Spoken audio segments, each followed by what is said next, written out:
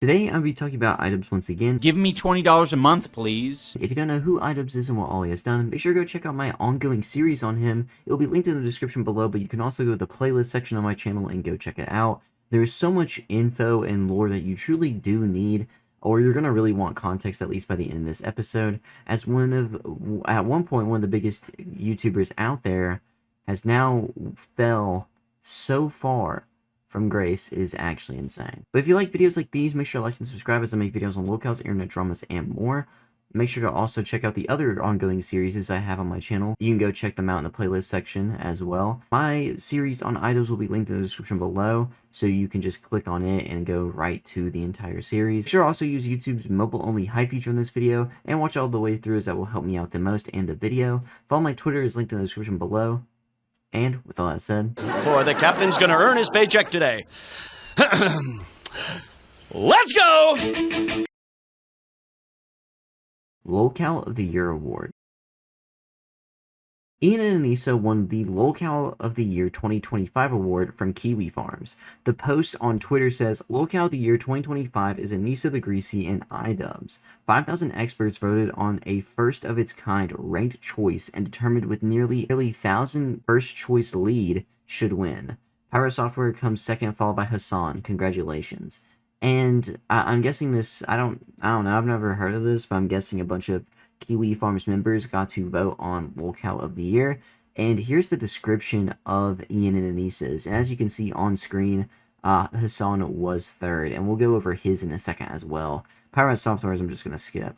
But it says, Mr. and Mrs. Anisa Jahoma. Anisa and her husband went into 2023 fighting, but not in the way you'd expect from the showrunners of Creator Clash. With their YouTube boxing event scheduled, no one anticipated they would reboot Content Cop just to take shots at only friends. Hassan's audience didn't respond with the support they needed, and H3's response, as which their former coach accused Anisa of not supporting an anti-child marriage campaign, left them outed from their own event. Despite the total lack of financial stability, they then decided to move up the Great White North. Winter in Alberta might be the only thing colder than their future prospects. And it looks like they had 2,000 votes compared to second place's 977, which is absolutely insane. Hassan's down here says, the face of modern socialist politics finds himself in an awkward place after zapping his beloved designer dog Kaya on stream. His subsequent trip to China resulted in further fox paws as he was confronted by Chinese police in public and showed off that he had gambled tens of thousands of dollars on horse racing. Hassan is so protected by Twitch, he effectively runs the show there, but his popularity combined with his violent and anti-Israeli rhetoric is bringing down a storm that now threatens the continued existence of the entire platform.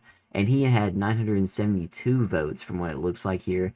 Maybe less, but I can't exactly see. The image is blurry even on my end. But he had only a little less than Pyro Software from what it looks like. Dread Anon said, rat-like accountants, blames others for their own miserable failures, plans amount to nothing, betrays allies over petty grievances, slavishly devoted to someone who doesn't seem to like him at all much, easily defeated in a 1v1 fight, lives in a filthy cellar. iDubbbz is a Skaven. I don't know what this is. I don't know what, thing this is referencing. But, I mean, it's kind of accurate. I mean, it's not kind of. It is exactly accurate. It responded to winning the award on stream, and here's that clip. I won the gracious award of Lolcow of the Year from somewhere. And unsurprisingly, the other Lolcow was Hassan. Oh my god. Hassan is a Lolcow. And that removed any amount of what is this out of my brain. I'm like, oh, they don't like progressive people. This is purely like a political decision entirely. He tries to make it political. I'm not going to repeat the same things over and over that I have in every video at this point. I try not to. But it's just him ignoring why people would say Hassan's a bad person, and it doesn't seem like he actually read the tweet either from Kiwi Farms, and he wouldn't even say the, website's name Kiwi Farms. He said from somewhere, or something like that. And the picture shows the dog incident as well as one of the reasons. And like their description also says why they were put on here. So he completely ignores that and tries to just be like, they're just political, that's all it is. And it's kind of exhausting. Some meat writers are also more or less people who will deny, lie, and ignore all the bad he does, and this was just another example of it. Anisa. Anisa has done a lot. There's a lot of new news about her recently, and even more coming out at the time of making this video. I have dated a lot of dudes, which I have dated a lot of dudes. I will not lie to you. I have dated long distance, short distance. I've dated rich. I've dated poor. I've dated nerdy. I've dated jock. I've dated everything. Another old clip has circulated of her talking about how she doesn't like people asking about Ian on her streams and her other platforms, as she doesn't like living in his shadow. Can we chill on like asking, you know, if Ian's here or whatever? Like, I get it's funny or whatever, but I don't know, I've spent like the past 4 years living in his shadow, so to speak, and like I've been trying to do my own thing on the internet for 7 years before I even met him, and it is painful. So that'd be great. Yeah, I'd rather have 5 people want to be here for me than like a bunch asking for Ian. Thanks. I don't know what you expect whenever you got with him. Also, why not be happy to talk about him? You know, your own husband. Shouldn't you be happy to talk about him? There is also an old tweet of hers claiming that she was broomed while being an adult. And this stems from her responding to or like replying to someone's tweet talking about their own experience that was actually being broomed. Let's look. I was blank 13 years old by a 27-year-old man online, and it messed me up a lot mentally. I was taken advantage of as a under by a grown adult. When I tell young girls to avoid older men, it's because I'm trying to protect them from what I went through. She responds here on her NSF. Why would she respond on her NSFW Twitter account? You know, this seems a little more like a main account thing to me. This isn't like your feed or whatever you post on there. I'm not exactly sure. You know how bad of a person you have to be for me not to go try to look at your content? Like, I think I might have before. I might have given it. I've not like bought it or anything, but you like scroll through her Twitter and you see some of it. I'm just like, whatever. Either way, 18 and 31 for me. He was a philosophy master's student who thought life was pointless and told me when his friend committed self-deletion, he thought it was funny, and that really messed me up for years dealing with the existential dread. I can't even imagine what it was like at 13. But even like as 18, as 20 something years old, you know, you can still be ignorant, be pretty dumb and make mistakes. But to act like you were broomed, someone just gave their actual story and you try to make it about yourself, or like you try to share your story, but it was so unbelievably bad. You are 18 years old. Now, yes, I guess you still could technically get that, but this was someone talking about, there were so many ways to word this, and it was worded so wrong that it makes you look like such a terrible, selfish, narcissistic person, which we'll get more into later. There was actually another point of her trying to be a victim again, but this time it was in video form, which I thought was really interesting. It was like one of her Twitter rants, but in a video, and near the end of it, she's literally about to like start freaking out. You can see that she's like building up to it, and then I don't know why the video cuts off, but she claimed that a forum, I'm guessing Kiwi Farms or something like it, was celebrating her dad becoming ill, and here's that. Okay, I'm going to be candid and quick, and I'm really nervous to post this, but I really want to say it. I understand there are a bunch of people who think that like I'm just this that needs to be brought down a peg or two because I'm posting with Ian and I'm using him for views and I have no value or whatever they're trying to say. I get it, but like you do not need to feel like you have to level the playing field. I know that you think that that's how it is, but we've been together for 4.5 years and we've kept our content separate because I was a content creator about the same time that he's been a content creator, and I've made my own. I'm not as successful as him, and it was important for me to try and do it on my own. People made our relationship their business anyways, so we figured we might as well just post and be happy. That's why we're doing what we're doing. But if you want to know what people were doing, they were like looking up the listings of the house that my mom was trying to sell because of my dad's early onset Alzheimer's. He's sick, she couldn't afford it. A forum was cheering about it. They were celebrating the fact that my dad was sick. My mom found it, phoned me crying. It is not, you don't need to... This wasn't true. People just brought up that the listing of the house as far as I seen. Don't get me wrong, if they celebrated the dad being ill, then of course that's messed up. He's kind of just, he's outside of this. As far as I know, people were just talking about how the house was listed and stuff, and I don't know when this exactly was posted, but she was on the verge of a breakdown, and the only recent house selling there is their old one in Washington right now. So I don't know exactly how old this post is or when they were talking about it, but I'm guessing they were selling their Canada house or one of theirs. I don't know. Maybe they like downsized. Talking about their financial habits as well. And this is a conversation that gets brought up again later, but here's it. I could picture someone like her, like, writing a book called, like, Taming Your Beast. No, yeah, basically something along the lines of, like, The Illusion of Control. And it's all about giving him little things that make him feel as if he's in control, but it's like surface level. You know what I mean? Like, all right, I'm letting you drive, you're in control. But like, as far as like macro stuff goes, she is legitimately in charge. I feel like that's a lot of hetero relationships where it's like, I can't tell you how many relationships that I'm aware of where the wife is in charge of the money. Yeah, every time. Right? Yeah. Because she knows how to, do the budget. Yeah. And will be very serious about all of it. That's my mom. Yeah, totally. It's like the toddlers. That's how you know we're an alternative couple. He deals with the money. Yeah. For the Well, most we part. kind of both deal with the money. Yeah. Yeah. We're pretty even. Yeah, but I don't like thinking about it. Yeah. You I'm do. preparing for retirement. She's preparing for the next quarter. You know what I mean? Yeah, no, that's true. Yeah. I work. How do you word it?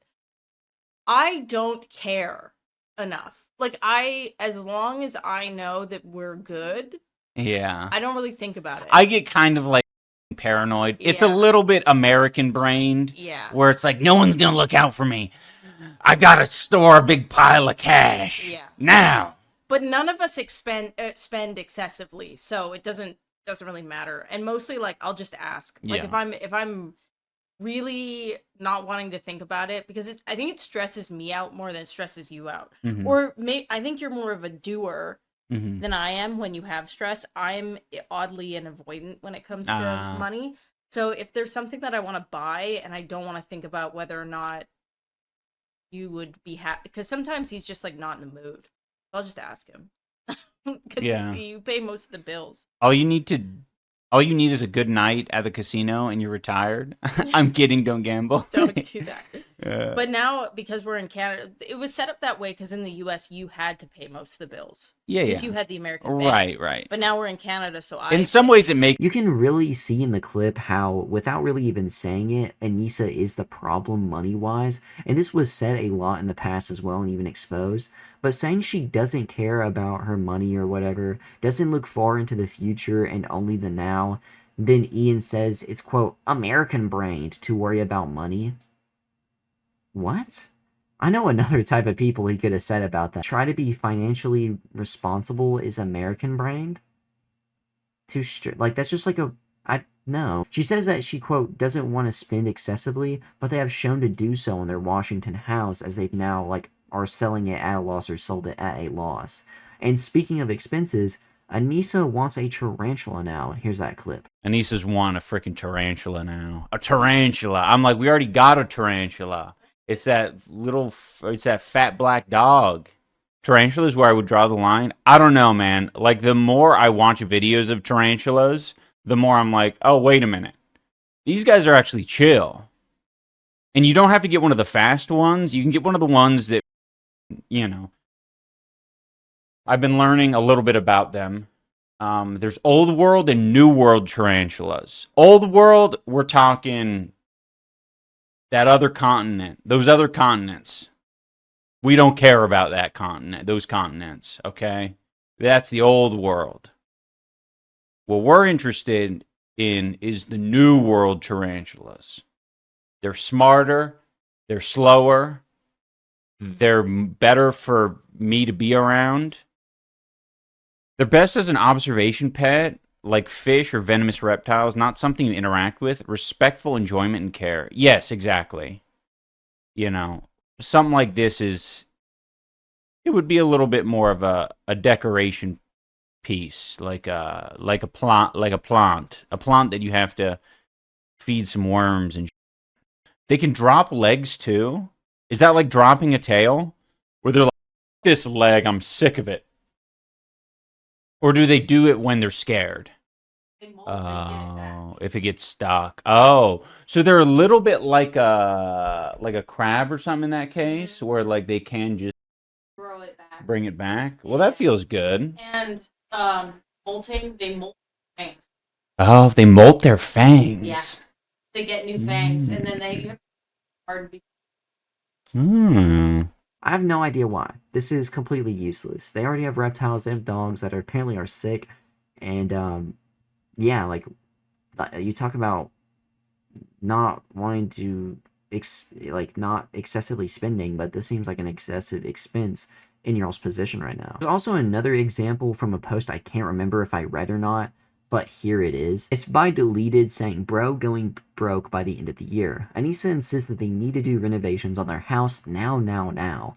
Wants to replace the tile and carpet floor with hardwood in most of the house. Also, the parrot tile mural you may have seen in the back of Ian's stream will be professionally installed by a tiler as a bathroom backsplash. Anisa adds that Ian and their friend ripped out drywall in the basement, the Bog Room, which is their podcast, I think, and Anisa wants to replace it with cedar planks for a 70s look. Ian doesn't seem near as passionate about this. It's very clearly her ideas, and he just goes along with it. Well, goes along with whatever she wants. There's also a poorly aged tweet from her in 2024, which I might have read as well, but talks about why she, let's just go over it. By Danzig6 wasn't that bad, saying, this did not age well. Why don't you move back to Canada? When I migrated, it cost us $6,000 total. I had to wait 2 years in this country for them to even look at my file. My partner is born and raised here and feels like leaving America is unfair to all of his friends and family. We built a life. When we started the process of me coming here, things looked different. Now I feel like this country is a part of who I am, even it makes me really mad sometimes, aka life is complicated. And this was posted December 10th of 2024. This wasn't even, it's not that long ago at all. But, they've now moved and everything else, which I don't really understand their move. I don't know if they've exactly said why either. I can't exactly remember. But it's just insane to see how much she has switched up. Also, yeah, she doesn't even really care about, he doesn't really care about his family. He talks bad about them later on in this video, and he doesn't hang out with his friends either. So, in the end, this move hurts him in ways, but also really doesn't, but it makes him look pretty dumb, though. Anisa has now also returned to streaming, though, announcing it earlier, blaming H3 for a reason not to stream whenever she originally announced that she was returning, and here it is. It is true. I did announce on my Instagram that I am going to be streaming next week. I have announced in the past on Twitter that I was coming back to streaming, but I decided to delay it back then just because Peter Troll was a little bit too excited about it back then. Yeah. And it kind of creeped me out a bit, to be honest. So Yeah. I am going to be streaming next week to the delight of many creepy people. And to the delight of many normal people. Yes. We're going to keep our Wednesdays and Thursdays off because we love each other and want to whisper sweet nothings to each other on Wednesdays and Thursdays. So Yep. I'm a lot less nice and a lot less chill than my She's husband. nastier than me. Yeah. I'm a little bit more petty. Yeah. I'll move on. I won't. She won't. I'm an evil. Yeah. Because Absolutely. he cares. Genuinely. The only reason why I hold punches is because of him. Yeah, true.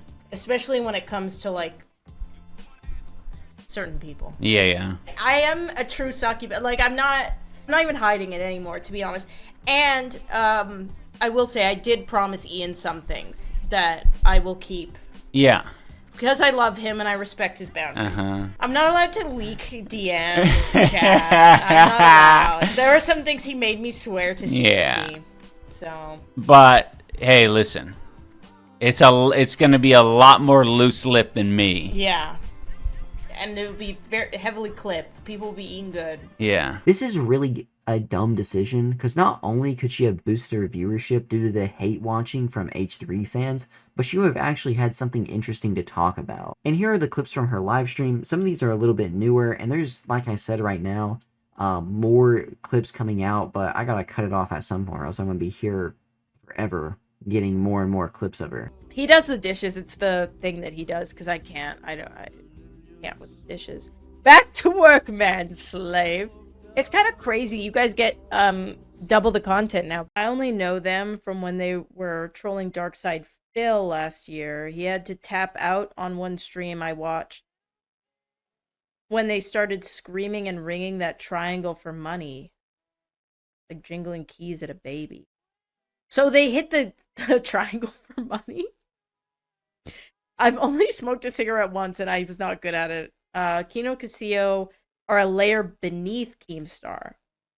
The closer you go to Kiwi Farms, the closer you get to characters like PPP, Andy Worski, Adam Godwinson. Was their mentor? He's like the king of their big Lolcow besides you guys is Ethan Ralph, who tried doing his own version of Breitbart. Who's Ethan Ralph? Hold on. Do I know what this person looks like? Ethan Ralph. So what is...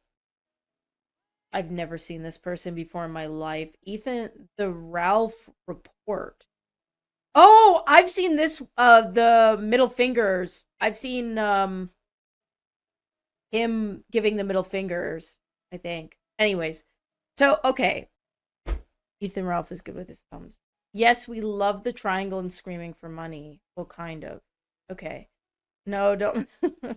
Why not? If we're on the same realm in your world as Ralph Hall, or what's his name? Earth Ralph? What? Ralph? I can't remember. Ethan Ralph. Then why not? Okay, so what is... So I do know, this is the one thing that I do know about, like things that... My brain is like fried right now. I'm sorry, I'm really tired. Ethan Ralph has a good boxing record as Ian. Okay. Cool.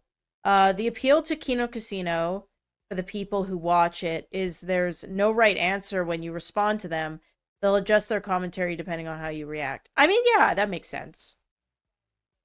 I'm also fried. Okay. No, that makes sense. I get it. I mean, I guess, like, what always fascinated me about it is, I think one time I said I like taking public transit, and they were like, oh, they sold their car, and then we didn't sell our car, and then they just moved on. Like, I guess. Like, it's hard to be bothered by it when it's just like see, like, regardless. Like, it's hard to... What kind of car? I'm not gonna tell you. If there's one thing I've learned about the internet, okay, you don't tell people anything identifiable about you in public. Okay. I'm not gonna tell you. I remember when people thought Darkside Phil was doing... I am very proud of myself that I've never seen a Darkside Phil video. I know who Boogie is. And, like, when I hear Darkside Phil, I just fill it in with Boogie. But I've never seen a Darkside Phil. Yeah, DSP detracting is very profitable. I think detracting against me and Ian is more profitable, though, yeah? There's, like, a whole... I mean, not to sound full of myself, but there's, like, a whole ecosystem.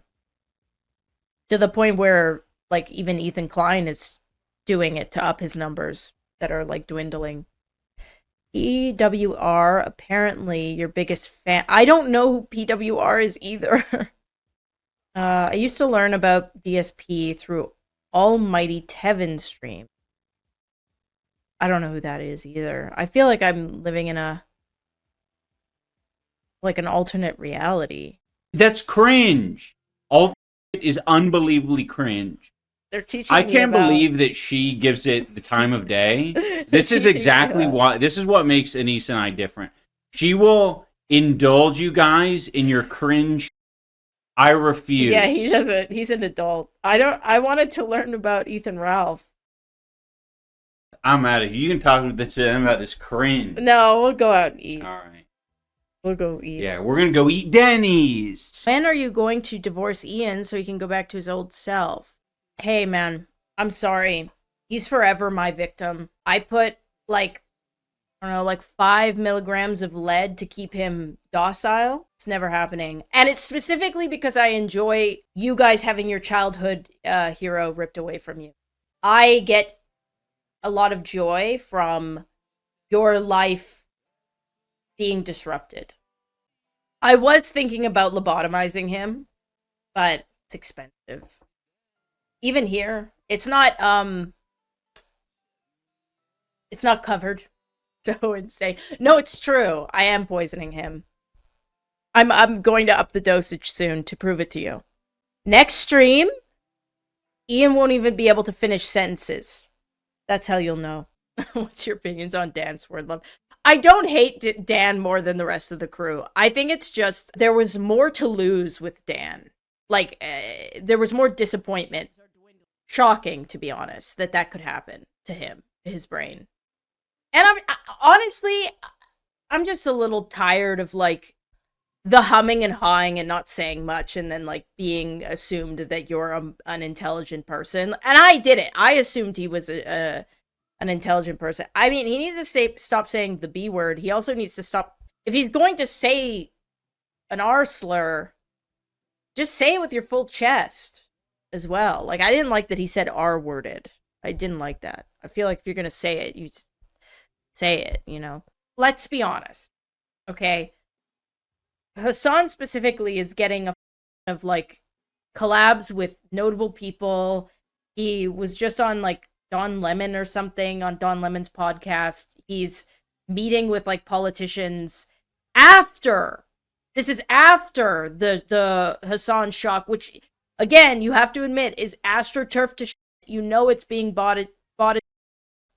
You have to admit that, like, public perception, even though you, like, won in, like, how many times this thing was being liked artificially, it doesn't really... You know what I mean? Like, it didn't work. The amount of times someone on Reddit/Twitter mentions Kayagate, I go to their account and their entire post is about Israel. You couldn't make it up. Or it's like a Destiny fan. No Hassan collab, but I probably will collab with Denims and Caseytron and who else would I like to collab with? Whoa, buddy! Whoa! Okay, wait, okay. Okay, wait. Please! Answer, wait. Refusing to address the snake in the room. He's underneath his bark. She said the thing. You should really research you. You record yourself saying that's contradictory 100%. Wait! We are getting off track. Ma'am or monsieur, how long have you been watching the YouTube videos or whatever you're doing? How long have you been dedicated? Anyway, gotta go work. This person's a little... Wait, okay. Are you having bad, funny feelings because you're realizing that it's weird? What you're doing is weird? Because it is. And I would love to know, I would so love to know what you look like. I would love to know anything about you, but you won't even tell me how long you've been consuming this content. So I will say, I'm sorry for all of your family members that surround you. I don't see how Anisa could be entertaining at all if Ian can't be on stream, but this is a conversation point that we'll bring up again later. Their marriage has also been questioned as Ian is planning on streaming on Valentine's Day. How long have you and Anisa been dating? Honestly, it's been forever now. 10 years. We've been together for 10 years. And how ironic that so many of these people were saying, she's gonna, because it was always only her choice, right? She's gonna divorce him any day now. Once the money runs out, he's gonna be penniless on the streets. Doing anything for Valentine's Day? I'll be streaming probably. He also talks about how he proposed to her. I will say for me, setting up my proposal basically went like this. We happened to be around the area where Anisa and I first met. And I was like, ooh, this is like good and like relevant. Like it could be interpreted as like thoughtful. You know what I mean? That's what I was going for. So we were in San Diego and I tried to do it a little bit secretly, like, oh, where are we going? And it's like, oh, I'm just taking a different route kind of thing. And it just kind of sucked because, like, Anisa was a little bit stressed out because of some other happening that day. So it kind of, like, ruined the surprise a little bit. My partner proposed to me during a fight, no forgiveness. Oh, that sucked. Thankfully, she wasn't mad at me. There was, like, outside sources that were just stressing her out, so it worked out in the end, but it wasn't crazy. It was more of just like, hey, I'm proposing at this place that we've been to before. It's in public or whatever, but it's not like we're trying to gather a crowd. I don't like surprise or being caught off guard. Just ask me while we're watching TV or something. Yeah. Like, I just did it. Honestly, I just did it in the car.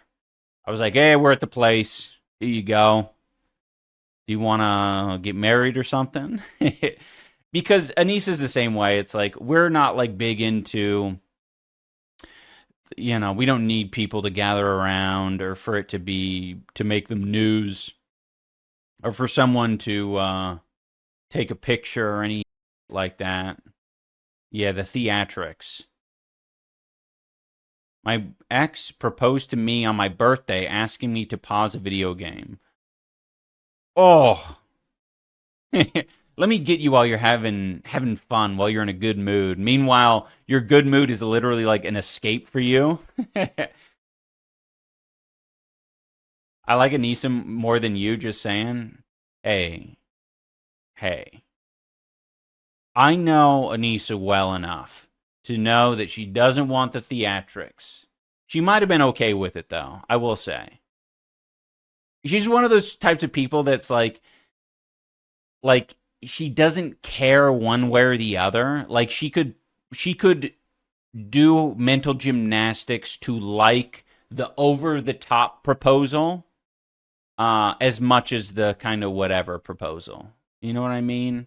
Same, like, one of our most memorable vacations has been a cruise that we did with Max and Kat to going to Vanuatu. Because it was a cruise, straight up. It was a bad cruise, but it ended up being super memorable because of how bad it was. So I think you can, you know, if you have a good partnership and you both get it and you both understand that you're trying and that your intention is a lot of what matters, then you can do anything. You really can. You might get a talking to if you do something that's a little bit out there, but was it you guys that did the Elvis wedding? It was us. We did the Elvis wedding, and that was probably the best decision. Like, the Elvis wedding was super memorable, very low key, and didn't cost any money. It doesn't sound the most romantic, but it doesn't also like sound like the worst either. But it just, given the extra context of their relationship, it completely makes sense. Don't get me wrong, you don't have to go all out or make it a big deal in front of people, and neither does your wedding have to be, but still, just given the context of this relationship, that's very rough. It's very fitting as well. And the Elvis wedding is...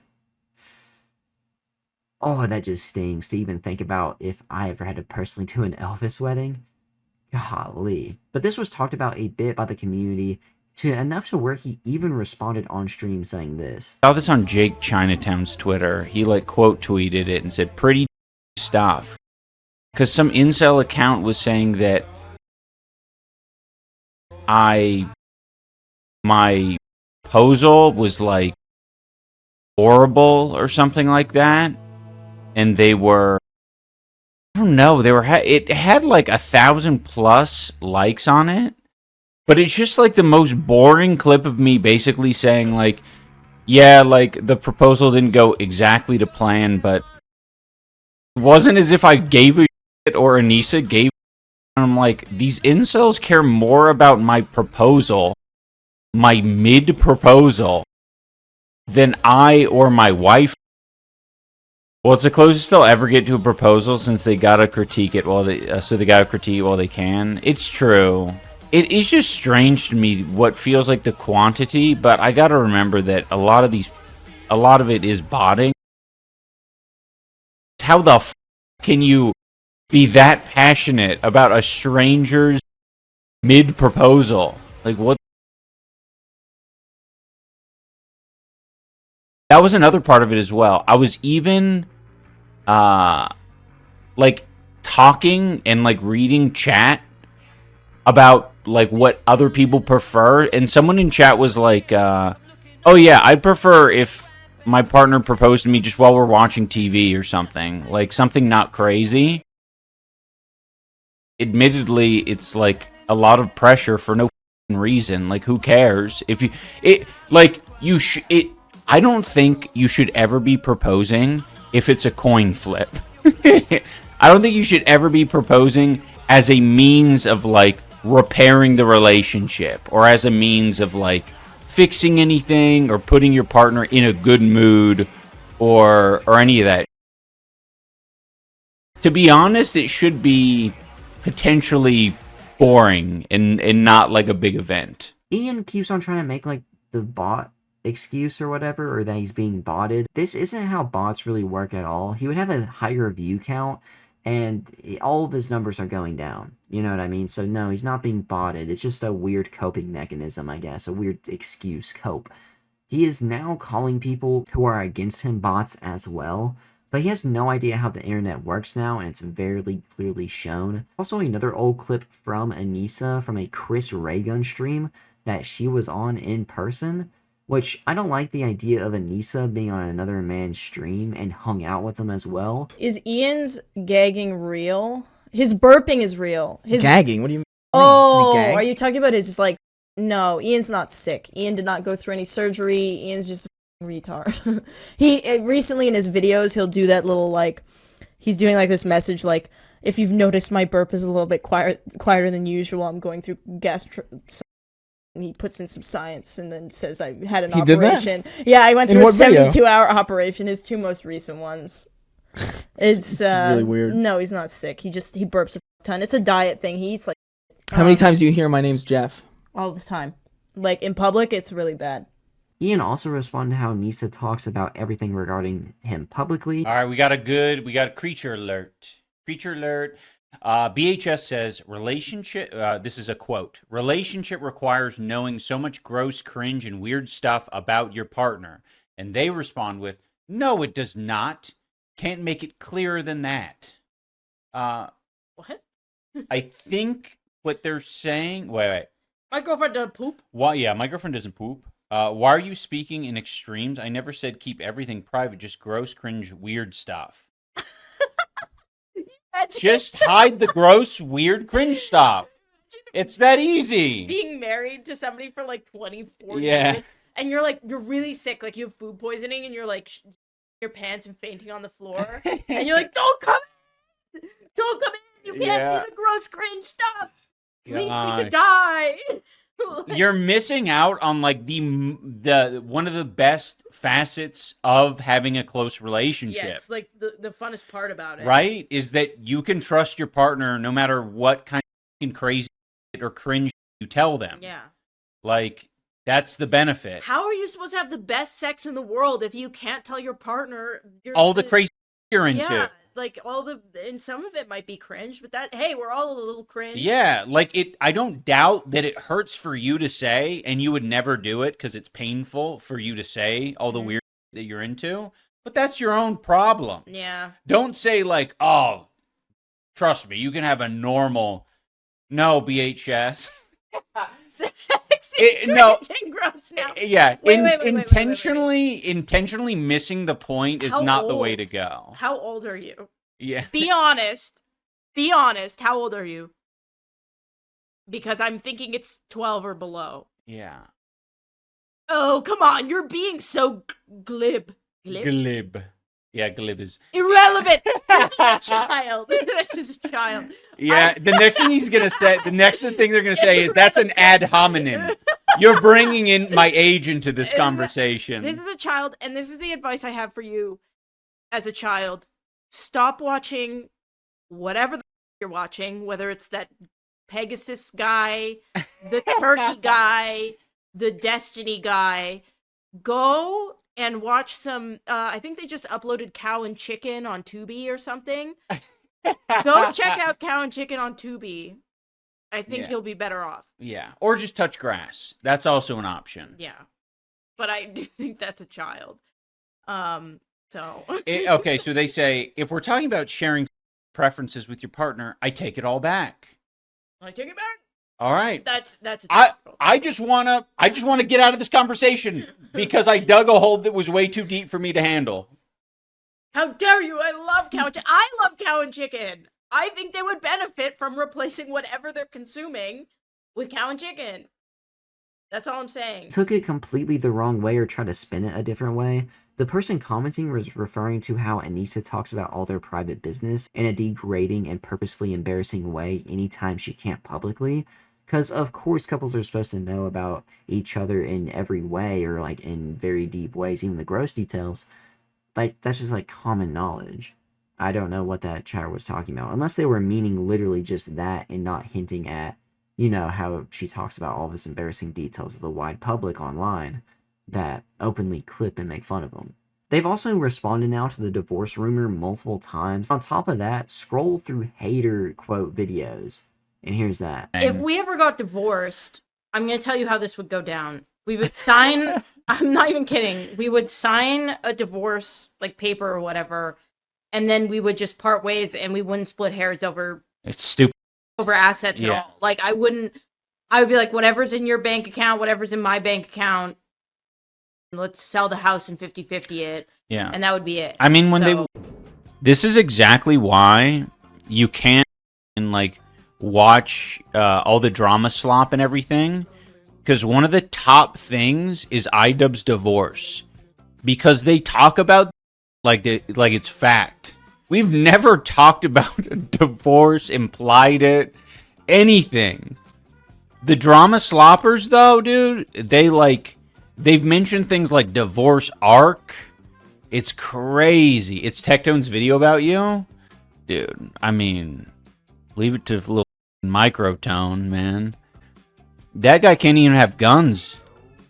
I'm in the kitchen ripping up with my bare hands, my clean bare hands, by the way, a rotisserie chicken for my husband to enjoy and eat. And you're telling me that divorce Tone himself made a video about our divorce? Tone, unasked for and braless, by the way. But yeah, like, what am I supposed to do? Like, watching videos like that, where that's like a theme, dude, is insane. They're basically playing with dolls. They're like slamming my avatar and Anisa's avatar together. Like, they're angry at each other. They don't like each other. She hates him. She's going to leave him. The divorce is happening right now. I'll have you know, my husband texted me while we were in the same gym to comment on how good my ass looked. True. From afar. And it made my whole week. Okay, we've been together for 10 years. Get yourself a husband who thirst texts you from across the gym that you're both at. She did look good. She did look good. We've very clearly chosen our relationship over all of this. And it was the right choice, because look at where Rape Tone is, okay? And look at where we are. Mm-hmm. Fist deep in a rotisserie chicken. Unasked. I love that woman. Alright, I'll click on it. This is exposure therapy. Enjoy divorce, loser. This was 2 days ago. This is 1 day ago? These people are delusional. This guy rapes people. Oh, it's finally over. I like when they use slave photos of me. Yeah, that is pretty slay. I also like it when they paint me green. Also, iDubbbz' wife just got exposed big time. Wait, what did I get exposed for? Yeah, I mean, you have to click on the video to find out. My sincerest apologies to Diesel Patches. Oh, that's a quote. I love Hassan. I mean, I love Hassan's content. Yeah. Oh, no, iDubbbz and Anisa on divorce. Wait.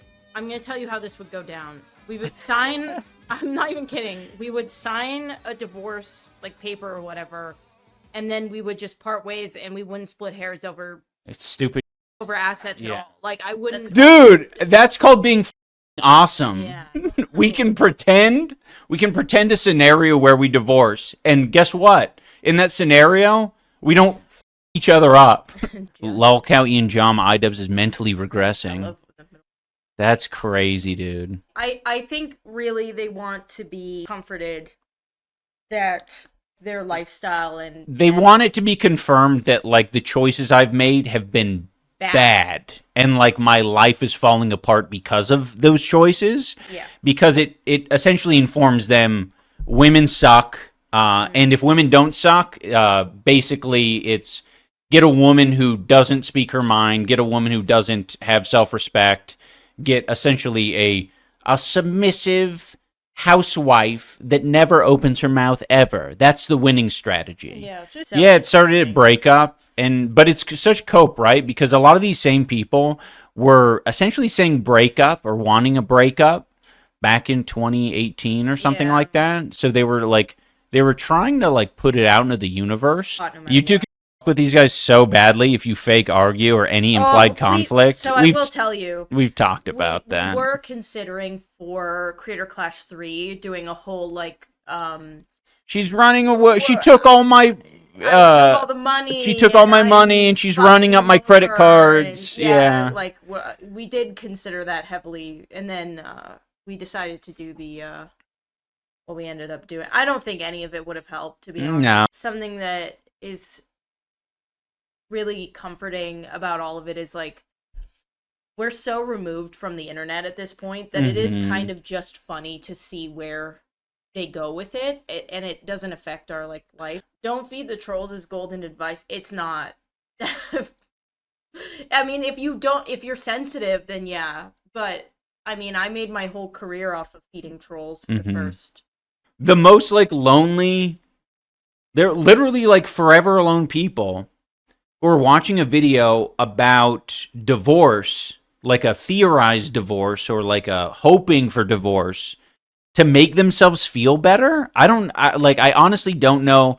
I hate to psychoanalyze them, but like what would be the purpose in that? I feel like their marriage is just them both being paranoid. One is going to expose the other online one day if they ever end the relationship. So they both just have huge amounts of dirt on each other in like secret like little like USB drives and stuff around the house.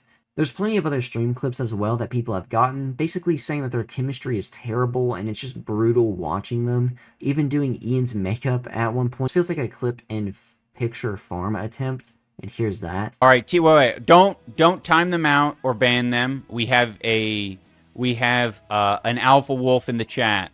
I mean a beta wolf. T-Diggy3000 says, "Bro, please man up just a little bit." What would you like? What do you think that this is like not very manly to talk about makeup? Also, why do you need so much man? That's a little obsessive. I did a boxing. You can go if you want me to do more man. You can just like rewatch me doing a boxing match. That's pretty manly. Come on now. Bro, man up, show sack. He did show sack. He did. He even showed his seminiferous tubules. I love showing off my seminiferous tubules. Yeah, we shone a light on it and everything. It's still in the ether, isn't it? Are you interested in the makeup in the least? Okay, T-Diggity said, are you at least interested, in makeup in the least? Let me explain it to you, T-Diggy. I don't know if you're just now joining, but we got here by me saying I tune out when I go into a makeup store with my wife, by the way. Yeah, he's. Here. I was gonna say this is the most hetero thing about our marriage. I know. So I was announcing to the chat and how uninterested I was in makeup. That was like the premise of the whole thing. And then I was like, well, let me show all of the, I don't know, all the insecure males how to have a little fun and bide their time in a makeup store. So I did the thing where I went through my phone and I took a look, at all the pictures of the makeup colors that I saw in there. Because my little brain was cooking over heterosexual things like, what kind of weird are they naming these colors? Okay? So if you saw that concept, or if you tuned in earlier and paid attention, you would know that we're looking at the color orb. I was gonna also say, I want everybody to be able to picture this properly. It was a very small store, and there was only one woman working, and we were the only people there. And Ian was just hovering over every single piece of makeup and creepily taking photos of it.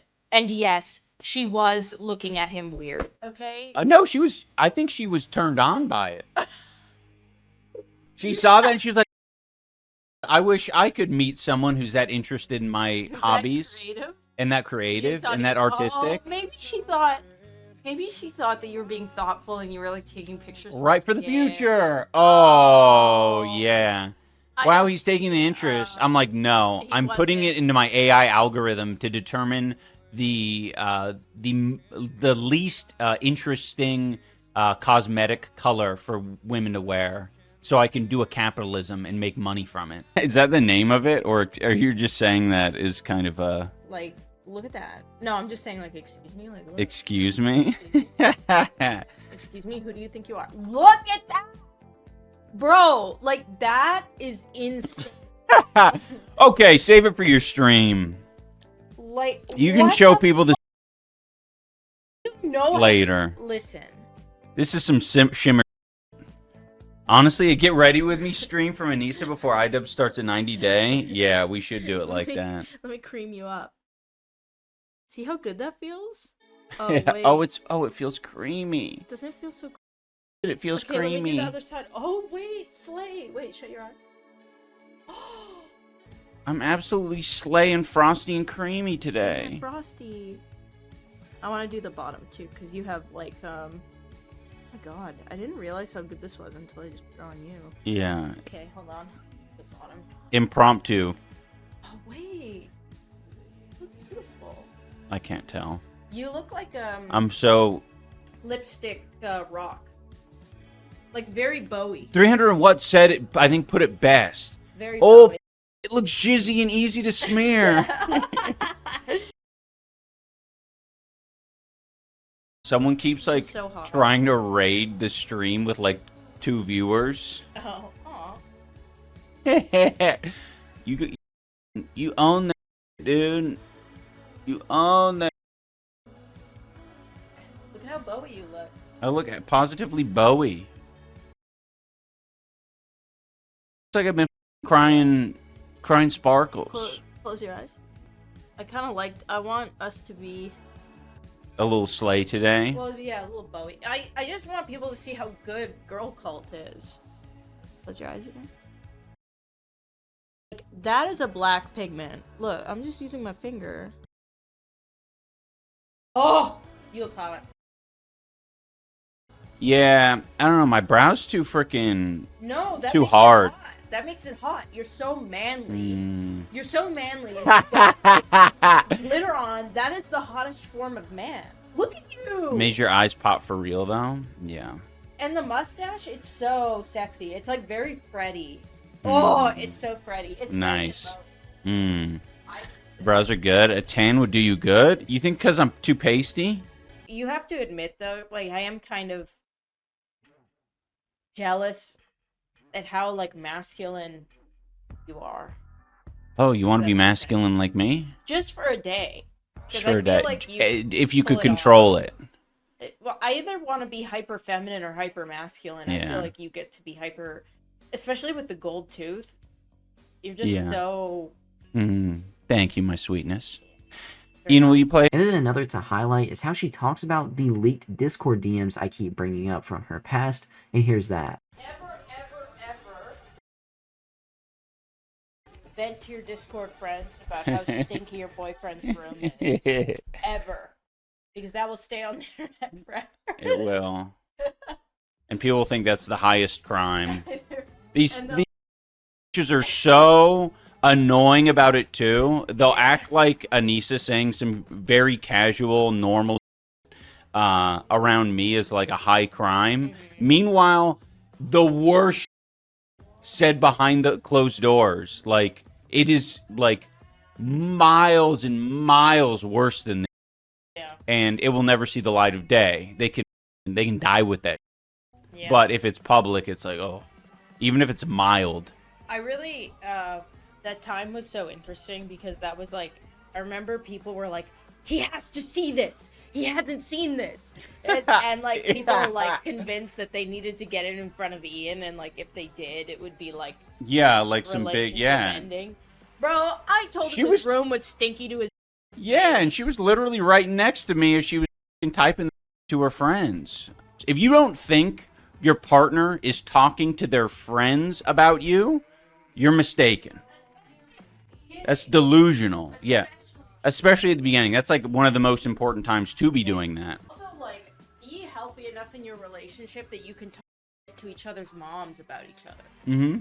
You know what I mean? Yeah, totally. Like, this is just part of life. Yeah. Sometimes I think a lot of people think that, like, it is, like, that's off limits to be talking to your friend group about your partner or what you're going through. But that is, like, that's exactly what you need. You can't be isolated. Well, like, it also goes both ways, right? Like, it was revealed in the Ethan Klein Poach expose that you called me a hypochondriac. Yeah. And Ian turned to me and he's like, I'm so sorry I did that. And I was like, why? Like, you're allowed to, like, that's how you were feeling in that moment. Like, why are you sorry? That should have been kept, like, between you and your coach. But, like, I think it's important that you should be able to, like, communicate honestly It's so telling, though, that that's, like, the most they could come up with at the end of the day. Like, oh my gosh. Scathing. That's absolutely scathing. I know. And it's true. I can be a hypochondriac. And guess what? The heart issues that I thought I was having was anxiety. So he wasn't even wrong. But, like, they make it sound like I remember Ethan was like, oh, she's not going to be happy that he said that. As if I give a... Like, you're allowed to say whatever you want to your friends and whatever. Like, I mean, he's a piece of for, like, everything under the sun, man. His dumb as rocks wife saying that Anisa was claiming she did a porno with Mia Khalifa. Maybe that's why Dan thinks I'm a star. I think so, yeah. He just heard it from the dumb as rocks wife. No one, I would never, I just want to clarify. I did not share anything about my online career with them, okay? Which is probably why they assumed I did straight up, and why she thought that lie was like... It was, like, gonna be passable? But, like, I did not talk, I was not interested in talking to them about that stuff at all. Here are the other clips as well. I nailed down what puts me in, like, a depressive state sometimes. Seeing the capitalist survival of the fittest mindset when people apply it to their own friends and loved ones is horribly disheartening. It should be for survival, not to push others down, so you can just get a little more in the trade. Yeah. That's so true. And it's very exhausting. I remember me and my friend Lex, she doesn't stream anymore, but she used to do Binding of Isaac. And we went to a TwitchCon together, and it was back when I was a popular streamer.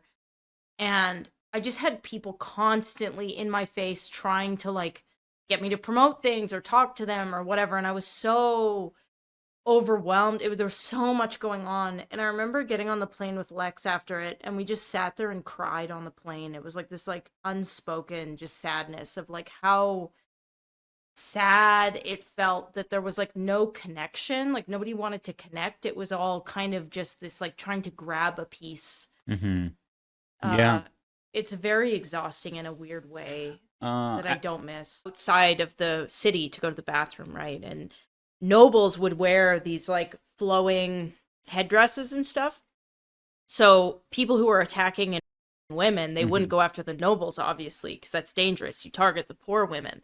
So the Prophet Muhammad's solution to that was to have everyone wear the same headdress, the same clothing, so they couldn't tell who was a noble and who wasn't. And that's where like the idea of that came from. And the idea of a hijab has like been, because the definition of a hijab is like a barrier, I think, the translation.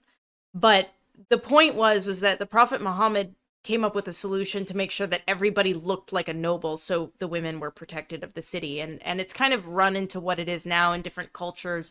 Different Middle Eastern cultures and Muslim cultures have done whatever with it, but like at the base of Islam, respecting women and seeing women as autonomous beings is super important. It's cultures and politics that have turned it into what it is, and extremism. And when you listen to a lot of the media in the West, like it really paints Islam as like the exact opposite of a lot of these, a lot of what Anisa said, and it's even just getting a little bit more nuanced take on that, I think, is really important. So thank you guys for hearing. Yeah. Previous. And then we have, is this your alpha wife that doesn't want to have a kid with you? She does. But she is alpha. One of the most alpha. I'm alpha. You should look for an alpha wife yourself. Guess what? When we decide to pump out a child, it is going to be so alpha. It's going to be come around back to Omega.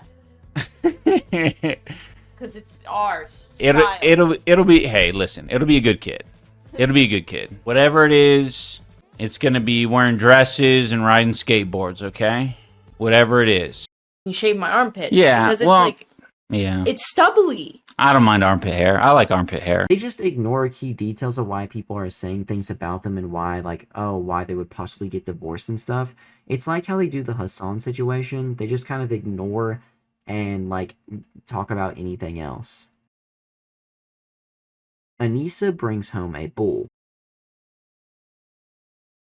If you don't know, a bull refers to a term where it's a guy who comes into a cuck's home and humiliates the husband while pleasuring his wife. This is all started from them talking about how they had a friend coming over for the first time in Canada and did not give a gender. I will say, so I made a friend, you guys, and we're having our first person come over today. Yeah, we're having a board game night. Board game night, and I'm like super nervous about it. I'm making carne asada fries because they've never had, like most Canadians have never had, one, Mexican food, but definitely not Mexican-American food. So, we're playing Munchkin. They gifted me Munchkin for Christmas, so we're gonna play Munchkin. I will say that one thing that you are really bad at is giving gifts. True. I've said to Ian so many times, I'm not kidding, it's not even a hint. I'll say to him, I can't buy my own tarot cards. They have to be gifted. He goes, oh, okay. Have you ever I'm waiting for the right time. I know where I'm getting them. Listen, I actually have a plan.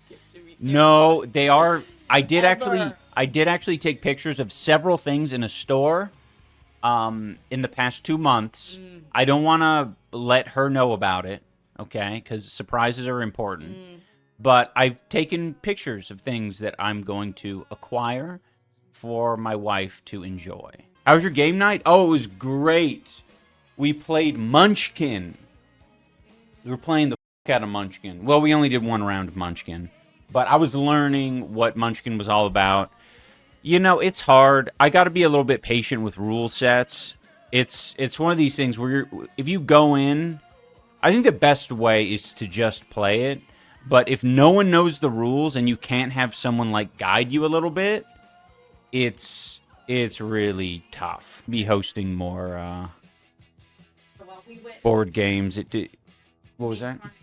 Oh, yes. Oh, and the carne asada fries were so good. It's not confirmed, but with the past behavior, it has now became a rumor and possibly true for all we know. If Anisa is bringing another man into the house, I'd be very sussed out. If I was Ian, I would have left it in there. Stream Lowlights. There are plenty of lowlights from their streams, which I want to go ahead and get into. I would usually not at this point in the video. I usually wanted to leave that stuff at the end, but there's a lot of interesting details I want to put at the end of this video that might mess up the timeline if I don't show these clips now. There's so much to show, so let's just show it. He's been so paranoid recently and will ban people for any reason he can find, calling everyone a concerned troll or because they're new. They're just like a stranger who's like a troll or whatever. Only there were some very specific thing everyone lacks that we could resolve to make everyone's life easier and people not in moods like this. Oh, well. Yeah, I think people just need to acquire empathy. I just think that's it. They just need to acquire it. You know? Look for it wherever you need to. It could be in a geocache. It could be up your butt, maybe. Can you open up Subway Surfer? I can do this. You know what I'm doing. You think you're not riding the line, PJR. You're over the line. You're talking about Subway Surfer. Goodbye. Have a good day. I might unban you though. If you have a good enough unban request, I might unban you. Have you ever considered enabling TTS? Yeah, I think I might do it. I think it's to the point where, like, you know, even if the haters have a little fun with it, it's kind of whatever. It's not time him out. He's a creature, and he's saying, you're looking rough, bro. Drogodosk, I guarantee you are looking 10 times rougher than me right now. The tough guy in chat is never looking good. Yeah, show face, chatter. They will never. They will generate an AI image of handsome guy opening boob. Yeah, Drodosk can't get. Wait, do we have an image of Drodosk? Oh no, I don't think we do. I don't think we get a face. No, sadly not. I think they're afraid. I don't blame you. Tough guys in chat, they're always ugly. PUV stream trying to dox random viewer. I mean, look at you, dude. This is very what would you call it? This is very beta activity. Oh, thank you, Foxery. Thank you, Foxer and Foxer chatters. Right now, I'm attempting to berate a guy in the chat who's a little bit delusional. Right now, he's trying to victimize himself and saying, trying to dox a random viewer. No, I am showing my face. You see that? If I want to look at what your face looks like, I can maybe click on your profile just to see, right? Especially when you're saying, you looking rough, bro. But you don't have your face available, so there's nothing to even see. Doxing is something else. Showing only someone's face isn't a dox. Well, they're very sensitive, right? It was a really great bit where Hassan was looking at a user's chat history, and they're being really nasty. As soon as he pulled up their, like, Twitch profile, it was them, like, playing TF2 or something, and he immediately, upon having his face revealed, immediately just wiped his, like, decade-old Twitch account. He was just going through, just wiping out all this.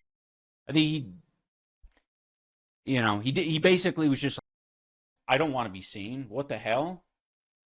But he was very excited to, like, chat in Hassan's stream. All right, Drodosk, I'll give it to you. If you want the ban, we'll give it to you. It took him 20 minutes to come up with a line about a cup chair. That is so tired. 20 minutes for that?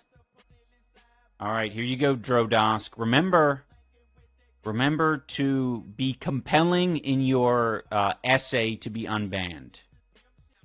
All right, guys, that's exciting. We have a future project. You guys witnessed it. He was banned by yours truly, and he might be writing an essay. rules are confusing. They're ominous. All I said was that he was a cop. Lots of dating. I have ADHD and cerebral palsy. Why the f*** they ban me? Welcome to the jail beneath the Denny's. Here, we decide the fate of people who are in sus jail or specifically have been banned. Today, the person that we're looking at is a fuzzy little fella named Zone. All right, Zone.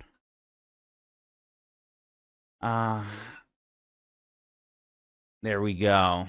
All right. Zone was banned. We banned Zone. Zone came in. What did Zone say? Zone said, praying you find Jesus, Ian. He is the way, the truth, and the life. He loves you even though you mock him. I'm praying the best on your life.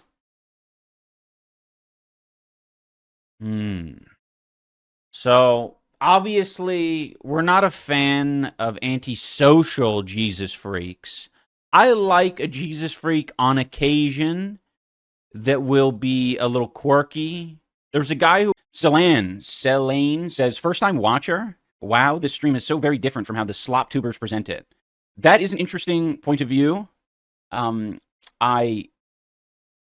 a rare opinion to have, because typically people who are watching slop tubers don't have all their faculties. A lot of drool leaks out of their mouths when they try to speak. So, congratulations for bucking the trend. Second time watcher, what would your VTuber model be? I don't know. I'd probably do something similar to the Scorch Lagoom. Like, Scorch Lagoom he's like my idol, basically. Yeah, he's pretty much my idol.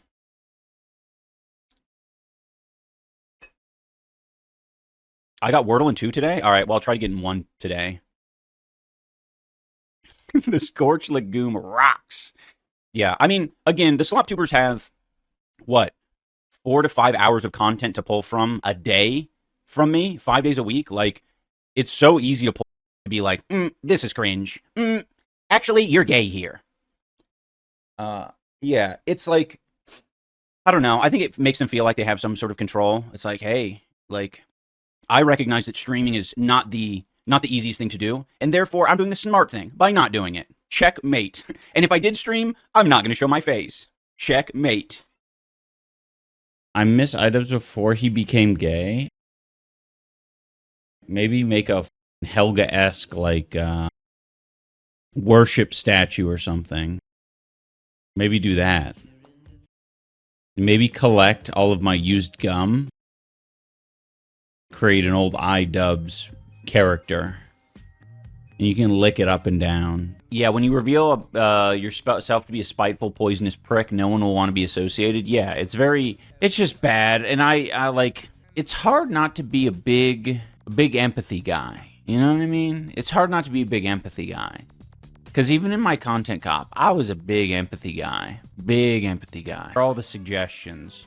So far it only takes 5-letter suggestions, obviously. So if anyone types in any, like a 6-letter suggestion, we're not doing that. So first word is classed. That's not a real word. And then someone says dizzy. That's a wasteful one. What the? Oh, you you shit. Someone. Franny, you're banned. You're banned, Franny. I'm timing you out. Learn a lesson. Okay, get owned. Not funny. Really like your Big Bang Theory takes. First time chatter? We're so glad to have you in here, lol. Tell me what you like about him. I heard that a lot of people like him.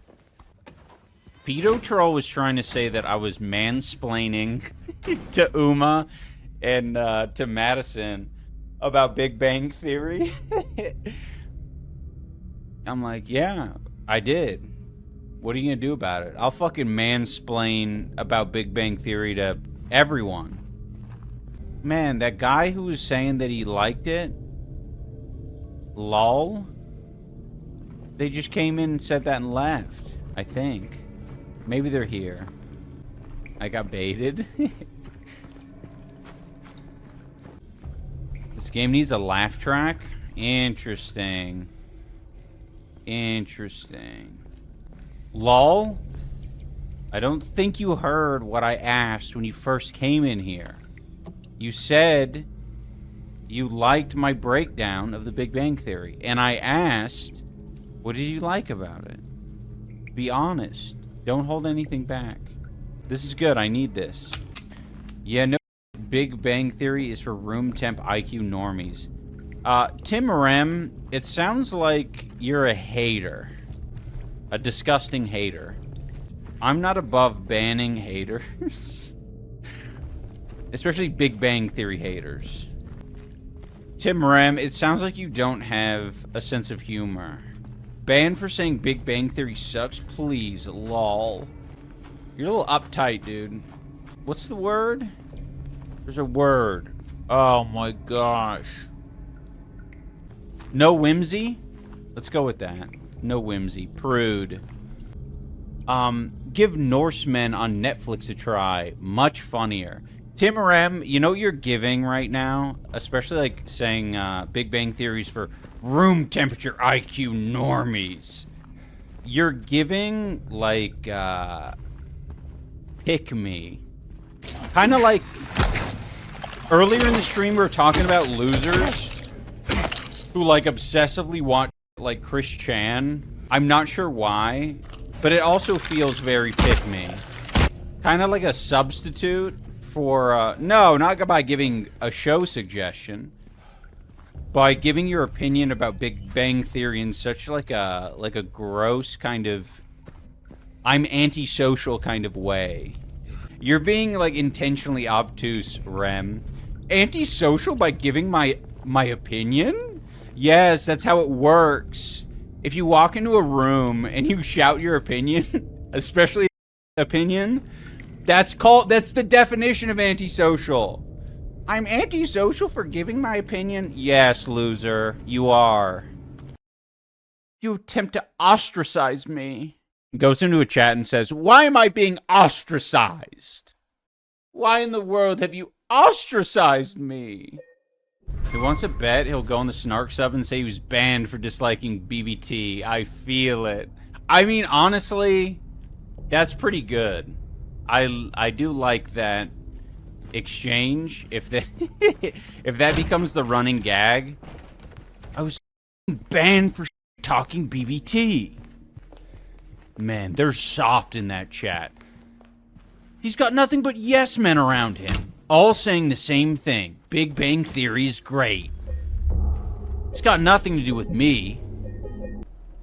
When they don't get the reaction they want, they up the ante on the trolling. Yeah, okay. Sort of burns a hole in their pocket. When there's actual political conversation, he either has the worst opinion possible, calling it somehow offensive or whatever, or he just tells you to shut up, which is kind of weird considering he's a political streamer, video creator, but will not talk about politics whenever you bring him up. It's because he doesn't have Anisa right there to tell him what he thinks of that topic, I guess. Or ChatGPT, because it's probably getting to that point of laziness. Also, that's another thing that's worth mentioning.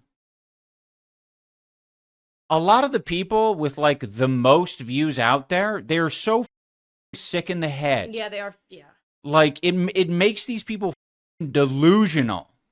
By the way, I've been looking more at the milk stuff. I had it came up on my Twitter today. It was Riley Gaines drinking more milk, and I'm like, what the is this shit? I'm starting to think this is some crazy dog whistle. Like, why are we having these freaks drinking milk? Is this supposed to mean something? Because it doesn't mean anything. No one cares about milk. It's not anything. It's about traditionalism. It does feel like a little bit of a fetish. Dude, I don't know. Like, I don't know. I don't think they're making cringe content, but it is 100% creepy. I don't need to watch a Riley Gaines government-sponsored ad for milk. Okay. Gosh, I hate being kissed by women. Oh, it's the last thing I'd want to happen right now. Sexy, busty women kissing me? Oh no, please. What in the world? Wait a minute. Are Canadian coins magnetic? Okay, Canadian coins are magnetic. I just discovered that. Here's a little magnet. They just go. That ain't true. That ain't true with our coins. What? Yeah, there's ferrous metal and non-ferrous metal. True. Okay, Adam, quit being pedantic. This is you. No, the magnet is magnetic, bro. Actually, you know what? You should love Big Bang Theory. You're literally Sheldon in the flesh.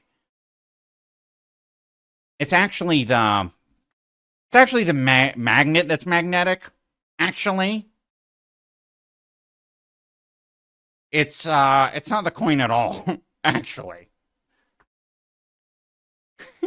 be nice. No, he's asking for it. With all the comments about my Big Bang Theory watching, you cannot give me a Sheldon line. Well, you're correct with your recreation of my voice. Are you saying that American coins are not made of metal? They're made of non-ferrous metal. I think. It's not that cool. It's just hockey. It's literally ice skating. You're excited about ice skating. That's cringe and beta.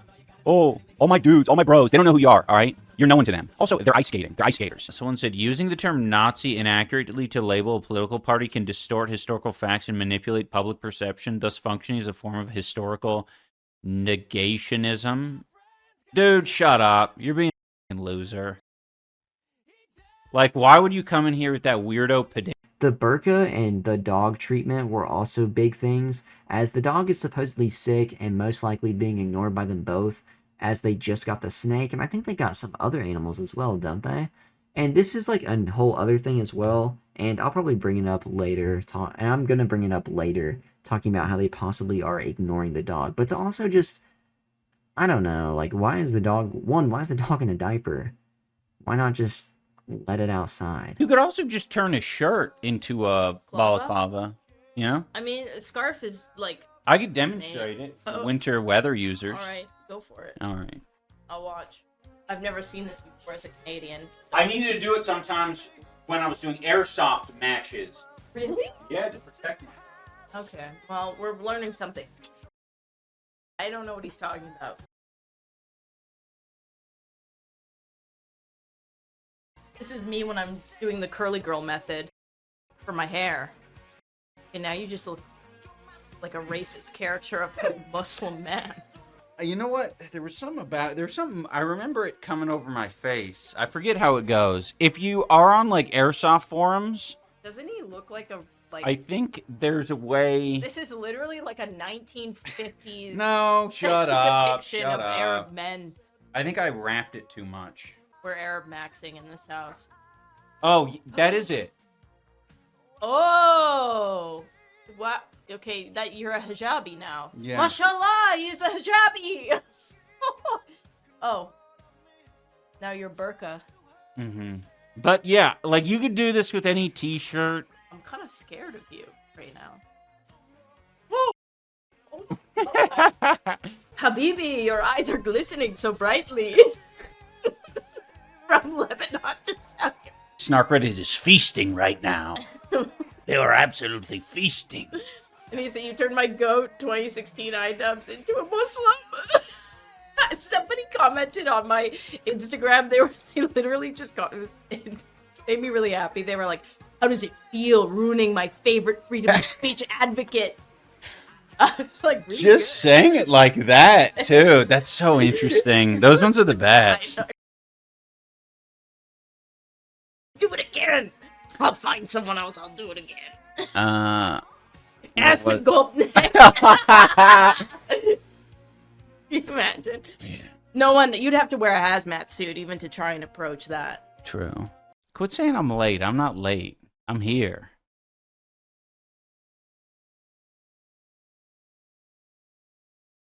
Fiona, don't give us a hard time. Yeah, Fiona's a diaper baby. Point and laugh at the diaper baby. Ha ha, ha ha, ha ha. You're ugly. You're ugly. You wear a diaper. Ha ha ha ha ha ha ha. Whoa, diaper baby wants attention. All right. Yes, we know. Yes.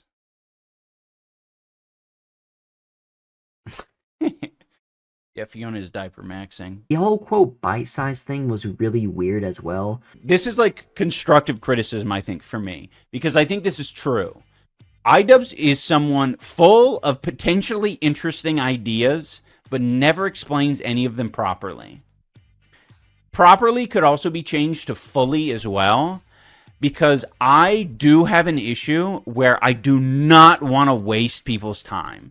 I hate the idea of yammering on and not really getting to the point or not explaining my point in a terse, very easy to digest way. And because I know one of the biggest problems with people on the left or who have progressive politics, they don't care about that.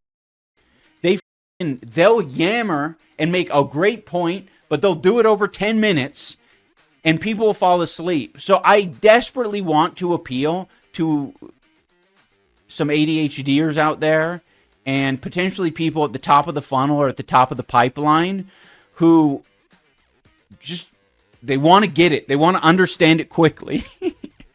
And so I think oftentimes I do find myself in this area where I'm I haven't thought of it, I haven't mulled over this idea enough to say it in a nice soundbite kind of way.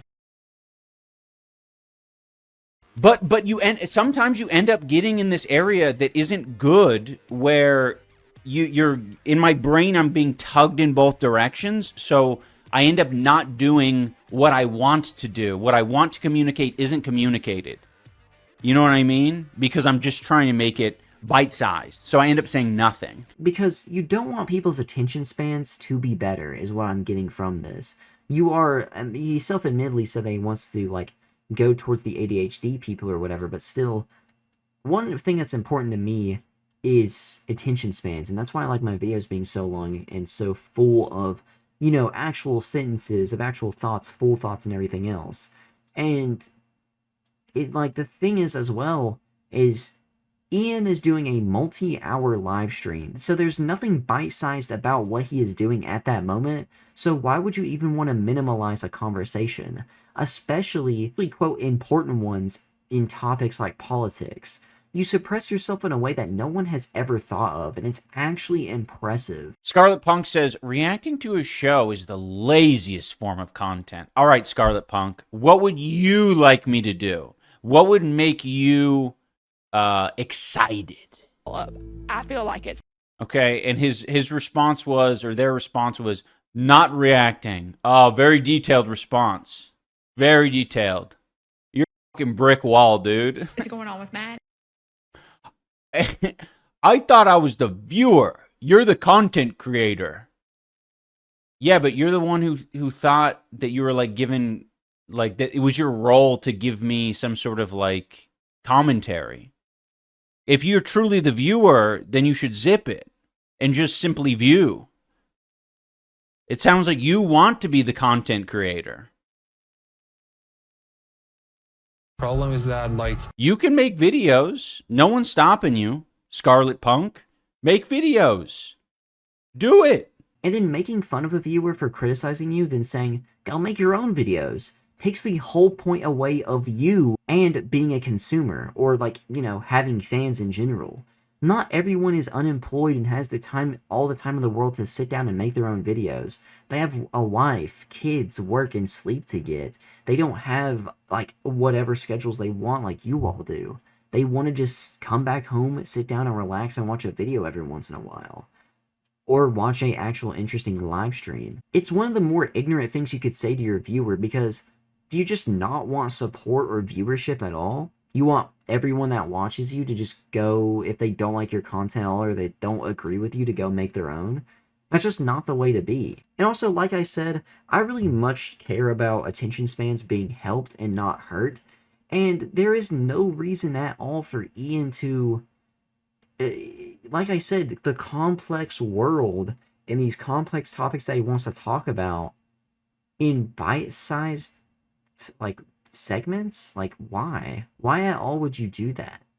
That's so dumb. I don't know how else to put it. He takes advice or criticism when it's the worst possible. And reaction streams are lazy, especially whenever it's a TV show you're reacting to. What are you going to do when a TV company finally comes up one day and tells Twitch to take down these people that live stream TV shows all day? Because it is bound to happen. And he also brought up the other, like, another really weird opinion was like, oh, well, they're a creep or creature or whatever if I don't agree with, like, 5%. Why do you need to call a person a loser? You can just say you disagree with them. Yeah, but if they're a loser, I'm going to call them a loser. It's one of these things where, like, if I disagree with, like, I don't know, 5% of what a person says, then maybe I won't call them a loser. But if you surpass that threshold, then it's like, okay, now you've gone into loser territory. Also, why are you clutching your pearls over loser? That's the most, like, softball thing I could possibly say. Seed, you've been marked sus since you walked in here, dude. That ain't a surprise. Here, I'll give you a classic line that I invented. Oh, brother, kick rocks. Thank God the trash is finally taking itself out. And if not agreeing with 5% of someone's opinion resorts to calling them names, that is such an absurd way of living and not at all productive in any conversation. It's people like Ian and Anisa don't really actually care about what they're talking about. They just want to sit there and argue. They don't want to make actual progress on anything or try to find a middle ground or have peace at all. Because if this is your mentality going into these conversations, then you don't need to be a part of it, and you're part of the problem with modern politics. No one will ever agree with you 100%. There is no opinion that most people are going to agree 100% on. Maybe one or two topics, right? Maybe a few certain points, but never 100% on everything. Hassan is a walking L? Absolutely not, Puzzle Man. His takes are like, if you're actually looking for good political content, like, you can say he's not funny and that you're like, I don't know. You can say, I don't like him shocking his dog or something like that. But his political takes, like, if you actually care about politics, if you actually pay attention and it isn't just a vibe check for you, like, spot on. Like, is spot on. Yeah. You are so wrong, Jackethug. He is absolutely not. Where are you getting this information from? You're watching slop tubers, bro. You're absolutely watching slop tubers. You're getting tricked by clippers of a man who speaks for 8 hours on news coverage? Absolutely. They would try to tune into, like, I don't blame them for not wanting to watch a Hassan stream. If you have ADHD or you, like, I don't know, like, you just can't, you cannot with the news and everything needs to be entertainment, it's boring. Boring as I have a hard time watching him now. He's so angry all the time. I need more hope, but that's just me. That's fair, Radical. And to say that big points talked about against Hassan are, quote, remedial, therefore making them invalid, is actually insane cope. They find any way to defend Hassan, and he is someone who defends and praises Hassan, but then also admits he doesn't watch him. Kind of weird that, like, you're a really big fan of someone, but you don't watch them. That's like me saying I'm a big fan of a music star, I'm a big fan of a TV show, but only watching half of the first season. Yeah, I'm a very big fan of, like, Taylor Swift, but only knowing her most popular song and that's it. Like, you know what I mean? I'm not a Taylor Swift fan, by the way, but that's the equivalent. And also, why are you defending someone that it's just so performative. It's performative them being a Hassan fan because they don't really mean it. They don't watch him all the time. Maybe Anisa does. I feel like she probably does because she's not on stream all the time, and that's more of her thing. But like, to give a man such praise and defense, but not really watch him, not really even know what's going on with him apparently, because you refuse to look at the most recent dramas at all and make your own opinion. That's just kind of weird. I think we'll get new people in here when I just start posting more. And I've also been considering doing the YouTube thing as well. I think it would just mean that we would stream on both platforms, and I think we would just play less copyrighted music on stream. We definitely have more snarkers and haters on YouTube, though. Plus, I like that on Twitch I can reply to people in chat. You can only reply on YouTube if you watch on desktop. Oh, that's strange.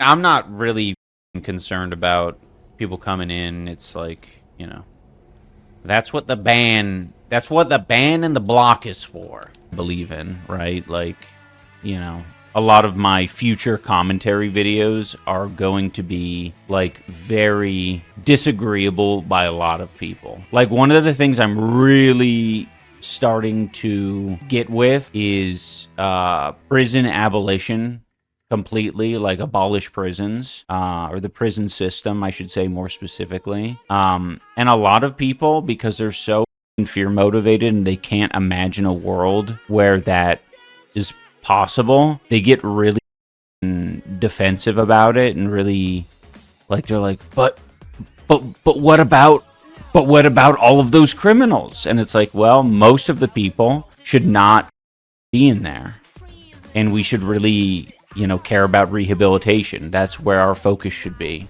But yeah, a lot of people, especially in America, they just cannot that concept, and it's hard. They get super defensive about it. Also, him talking about his next video is really interesting to me because it's just more political videos that he said he was done with, and it'd be interesting for me because I just get to dunk on him. Like, it'd be another segment in these videos that I get to talk about and just show how dumb he sounds.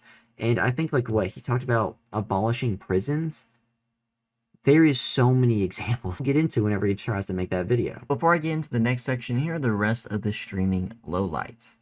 Backside spit. Yeah. Alberta education. Baby. Listen. Number listen. Or number 3 in the world. Singapore. The average IQ of Canada plummeted the moment I showed up. Okay. You kid, you don't have that anymore. You had it for a moment. Woo! Carney. Not anymore. Everyone keeping up with the Hassan is going to the protest and is undressed for the cold arc. What the hell? Dude's probably freezing his nipples off intentionally to show people his big man nipples. Back pocket. But yes, Jago, just so you're aware, I haven't forgotten about you. It's just that Creator Clash has been very, you know, this last one that we did it's hard, and, you know, took a huge toll on me financially, and, like, yeah. Why do you think I'm streaming? You think I'm streaming because I'm set up for life? I'm not. So, yes, even though, you know, it was a fun event and a lot of people enjoyed it, it's a little bit tough. You didn't even break even? No. If you didn't see the video, I was sad and morose, and I had to tell people that not only did we weren't able to raise money for charity, we weren't even able to break even for the expenses. And that, you know, ultimately comes out of my pocket at the end of the day. So, yeah, just I said in the video, like, losing $250,000. That was like our producers' calculations for other stuff. That literally does like not include any of my costs. That was before I even sent anything to them. I mean, I haven't even sent anything to them because it's all on me anyway. So it's probably closer to losing 300,000. So yeah, a lot of tomfoolery. So what do you want people to say? Don't use the name. So We can I'm talk talking about to the- nothing, and then nothing says to me, and when I meant nothing, nothing meant nothing. Dude, he's acting like it's... Also, this isn't the... let me just also preface. This isn't the beat and the style of song that I'm after. This is what just kind of came preloaded with FL Studio, so I just made a silly beat with it. I like to make safe sex.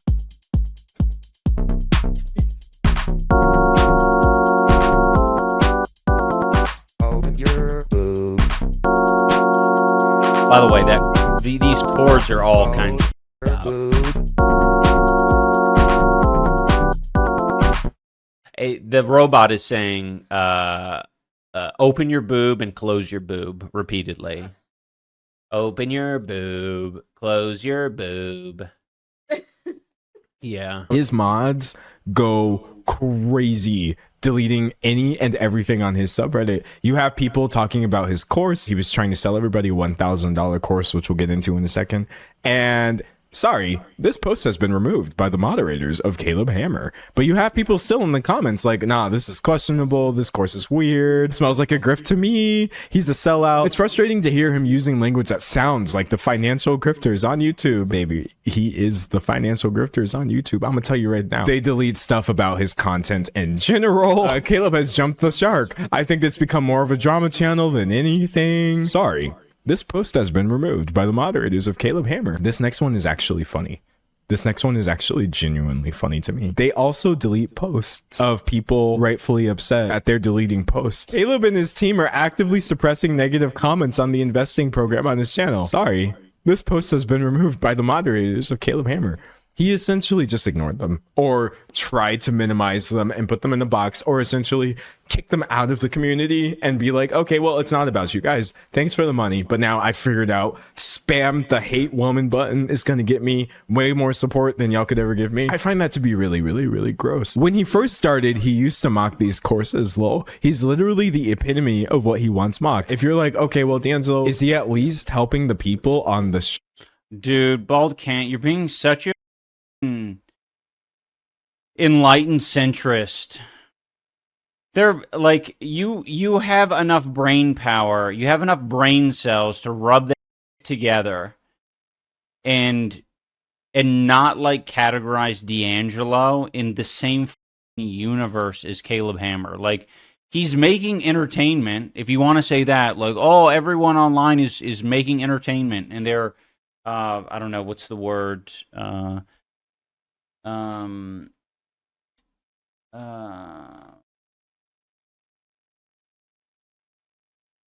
they're trying to like match their audience, like, you know, what their audience wants, kind of thing. Like, of course he's going to comment on something like this, but it is so much less harmful than anything Hammer's doing. That's been my experience, and I know it's a huge risk to put it into things, right?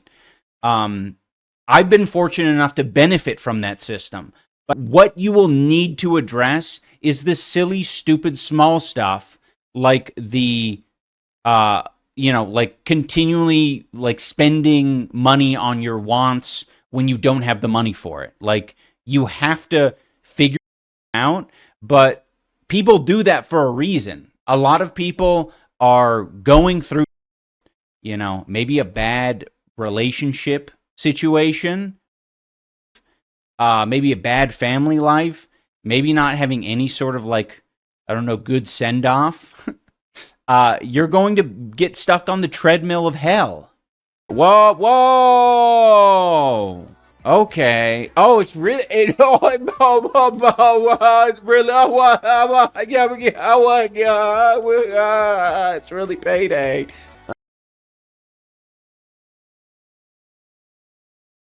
iDubbbz health update. There's a few updates on his health. People are saying he's becoming more like DSP as he's working out now and will probably start flexing on stream soon. Here's that clip. Really awesome fact is that I've been lifting. I've been trying to gain weight, and so far, over the 3 weeks that I've been lifting, very casually, I have gained a total of 2.5 pounds per week, or that's like my average per week. So if we extrapolate that out, I'm going to be 300 pounds by next year. 300 pounds of pure gristle. Gristle makes it sound like...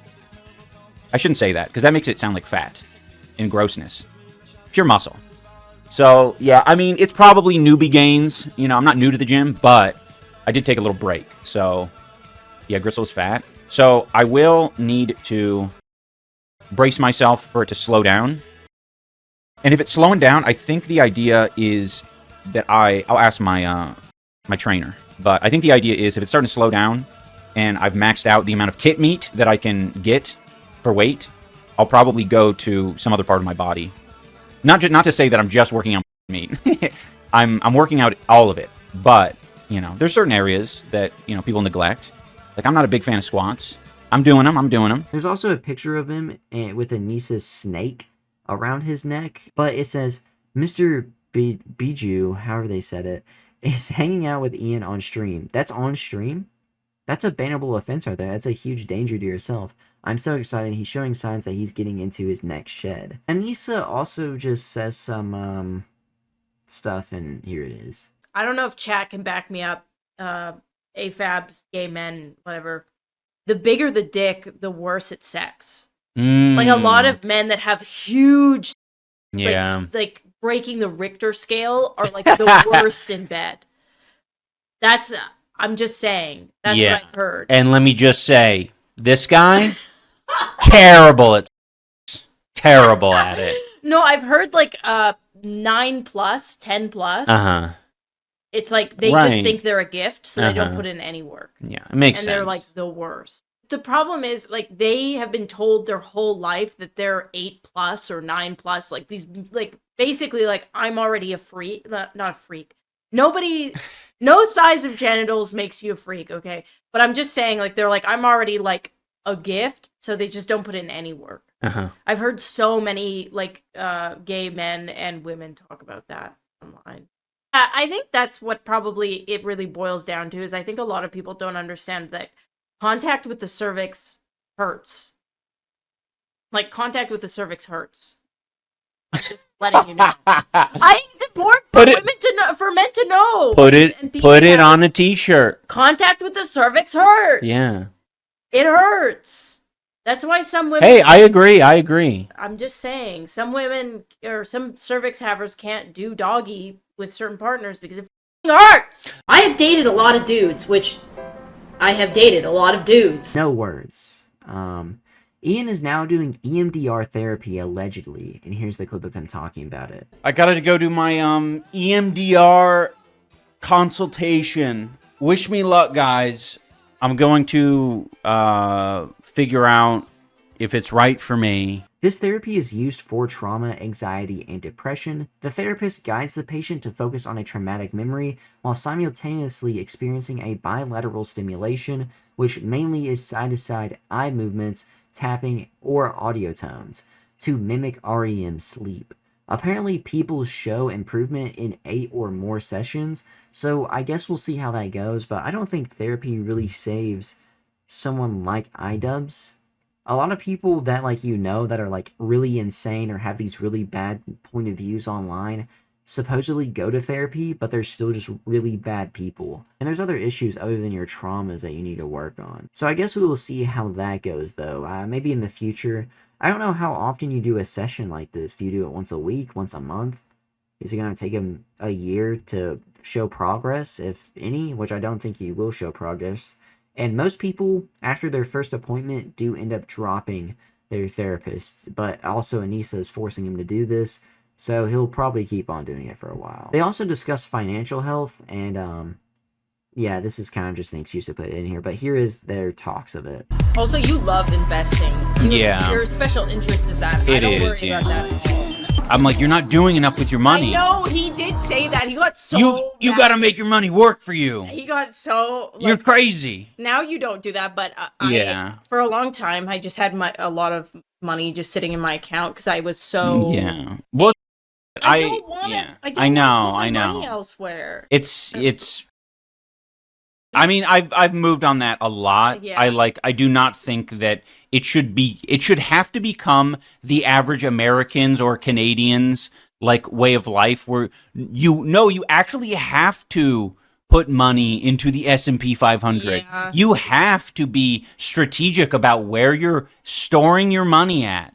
And it's like, no, that. That should not be something the average person has to deal with at all. Ian said to me the first time he looked at my bank. It's actually really interesting the way that we ended up both being really good with money, thankfully, but he didn't look at my bank account and I didn't look at his bank account until we were 2 years into being married. And then Ian said to me once, he was like, what did you say? You're like, make sure you're saving enough money for taxes. And I looked at him and I was like, what? You don't think I save money for taxes? And so he looked at my bank and he was shocked because I think he just assumed that I was just sending it. And just going. So then we both found out that we were both good with money, thankfully. But then he said to me, and this really at the time kind of, because my family they didn't invest or do any of it. Ian was like, you're losing money. And I'm like, what? He's like, you're losing money. It's sitting in your account. You're losing it. And I'm like, what? It's sitting. How am I losing it? But then you explained I was just beaten. It's not true though. It's like it's a paranoia in a way that you think about it when you're watching like Graham Stephan or any of these finance guys on YouTube, where it's like, yeah, you're losing some money to inflation, whatever. But it's like that is such an overly dramatic way of looking at it. Like you can also be like, I'm gonna be smart with my money. You think you're doing all the right things, and then guess what? The company you invested in or the ETF or whatever that you invested in goes belly up. So, awesome. Here's the problem. You get this is actually America for the win. For those of you guys who aren't aware, like it is a haram. It's haram. It's haram, which is basically like a sin. It is haram to collect interest. Yeah. So you can have a savings account and earn some pitiful amount of the money that you're storing in your savings account. But let me be clear. I don't think it would be haram or a sin to collect money on that pathetic amount that they give you. No. Be personal. No, I know. You're the king of the Islam. the king of Islam. I'm just saying it is so nothing. Nothing is coming of it. Yeah. Like it is so pathetic. So if you have all your money in a checking account or whatever, you're not earning any interest, doesn't matter. Literally doesn't matter. That's not going to move the needle. That's kind of like Dave Ramsey giving people the advice of like, stop drinking Starbucks. And it's like, oh, I make $10 an hour. Do you think that's actually going to do anything? Dude, there's some, like, honestly, like that's what I like the most, I think, about other like non-Western cultures is they seem so like about the like you're working for your money and you're not trying to trick people with your money or quadruple or quintuple or send your money to the moon by doing some gambling basically, which is a lot of the investments. You're just like, I just want my money to represent the labor that I put out there. Why are we those are the people who get fucked over most of all. I hate it. It's really sad. And yes, I agree. Protect the middle class, Earl Grey. Yes. That's kind of based, actually. So I will let you know right now that a lot of my more like extreme socialist, kind of like creeping into communist beliefs come from my religious upbringing. Because my dad framed everything as extremely, Islam is like oddly anti-capitalist, if you like really look into it. So the way that I was raised really helped with that. Where I'm just gonna have you. But that was one of, and then the other one is zakat. So a lot of people don't know about zakat, but that's where you give a certain percentage of your income for the year during Eid to charity or the less fortunate. It's basically like just a tax. He responds to the cross-eyed comments blaming his monitor, and here's that. I went cross-eyed there for a second. Yeah, I think it's because my monitor. If you don't know, he has been like called out for having just looking cross-eyed, maybe having a lazy eye, and just stuff like that. Anisa talks about how Ian never leaves the house, and here's that clip. I wonder if his solution ended up being the comedy, because I really kind of do feel like he doesn't have much in the way of like hobbies or career or anything. Like moving countries, if you don't have a partner that's aware of the, like, I try to get you out of the house and doing things because I know what it was like to live in the US and have nothing. And it is really hard to move to a country and have nothing and have no one. So I do think that if you have a partner that's living in your country and you're kind of just expecting them to like figure it out, it won't end well. Yeah. Not saying that it's an excuse for how he's talking to her, but like if you can't work and it's hard for you to kind of figure it out. That's fair. You do, I'm sure, depression, you know, but it's it's sad. He also said it possibly makes him depressed and stuff like that, or that's what they were alluring to. And I wonder why. I mean, he does work at home online and they aren't doing their best financially, so it makes sense to like be stuck at home working. But it could also be because he doesn't want to be in Canada. I would 100% think that. And I wonder if he's there legally or how long he can be there legally for. I'm not sure how those laws work, so if you all can let me know in the comments, then the only other thing to add on health-wise is people are calling out his hair, saying that he is balding. And it kind of does look that way. It looks like his hair is becoming more fried. Recently, he's been making it look more oily for whatever reason, which he responded to a little bit by like absolutely coping. Like his whole skin looks oily. Not Mingler says, couldn't you have at least showered before turning on stream? Greasy. You think this is grease? Well, I will say, oil exists on human skin. Like you're allowed to be a little oily. But I guarantee if you turned on your webcam right now, we'd see a sea of oil. He did also grow out his hair a while back, which a lot of people end up doing whenever they are balding to, I guess, cope with it. And a lot of people, and even I think the thumbnail of this video, show like his hairline is, you know, kind of struggling. So, I mean, he's also shaved it, buzz cutted it several times. So, and it doesn't look like bad either. It'll just be another thing to make fun of, I guess. But him and Asmongold both need to go bald, just to be honest. Boxing return. A clip has gone viral of Ian talking about how he's invited to box on Aiden Ross's Brand Risk boxing promotion, where actually recently Gypsy Crusader and Blueface both are fighting on it. They're fighting different people, but both of them will be on the same card, and that is insane to me. So expect another update on Gypsy Crusader after this. I can't remember, like, not after this video, but after their fight, because I bet a lot is going to come out of it. And I cannot wait. I can't remember exactly when it is. I think it's like early March. It's either early or mid-March. I don't think it's in April, because I think it was announced in February. What's his nuts? Aiden Ross DM me on Instagram, like a few months ago. I am suspecting that he wanted me to box in his little backyard garage boxing event. And I was like, it would be kind of funny as a meme, a little bit more of a Sam Hyde-esque performance, to just show up and not ruin it per se, but like, you know, do things that they wouldn't want me to do. Troll the hell out of it. Yeah, be a nuisance, basically. Like, you know, be outwardly antagonistic to the people who are, like, running the event. But it's like, ugh, don't have to be part of the whole thing. It's just, I don't know. There's more fun things to do. But after talking about how he was invited to fight, he also says that he wants to get his weight up and get a comfortable or be able to stay around 200 pounds and then box Sam Hyde, a man who is over 40 years old at this point. Here's the clip. We ever box again? Yeah, you know, I was thinking about that. And I think once I'm, like, comfortably in the 200 to 210 pound range, and I've been able to maintain that for, like, I don't know, 6 months or something, I think I'll box Sam Hyde. I need to get some sort of revenge And also, I think it would be great to freaking that would be one of the most rewarding knockouts imaginable. So yeah, that's where my sights are set. The thing is, Sam is a way bigger dude who has more power and knowledge of fighting than he does, as Sam was a coach for plenty of people, and I think as a coach he has a winning record.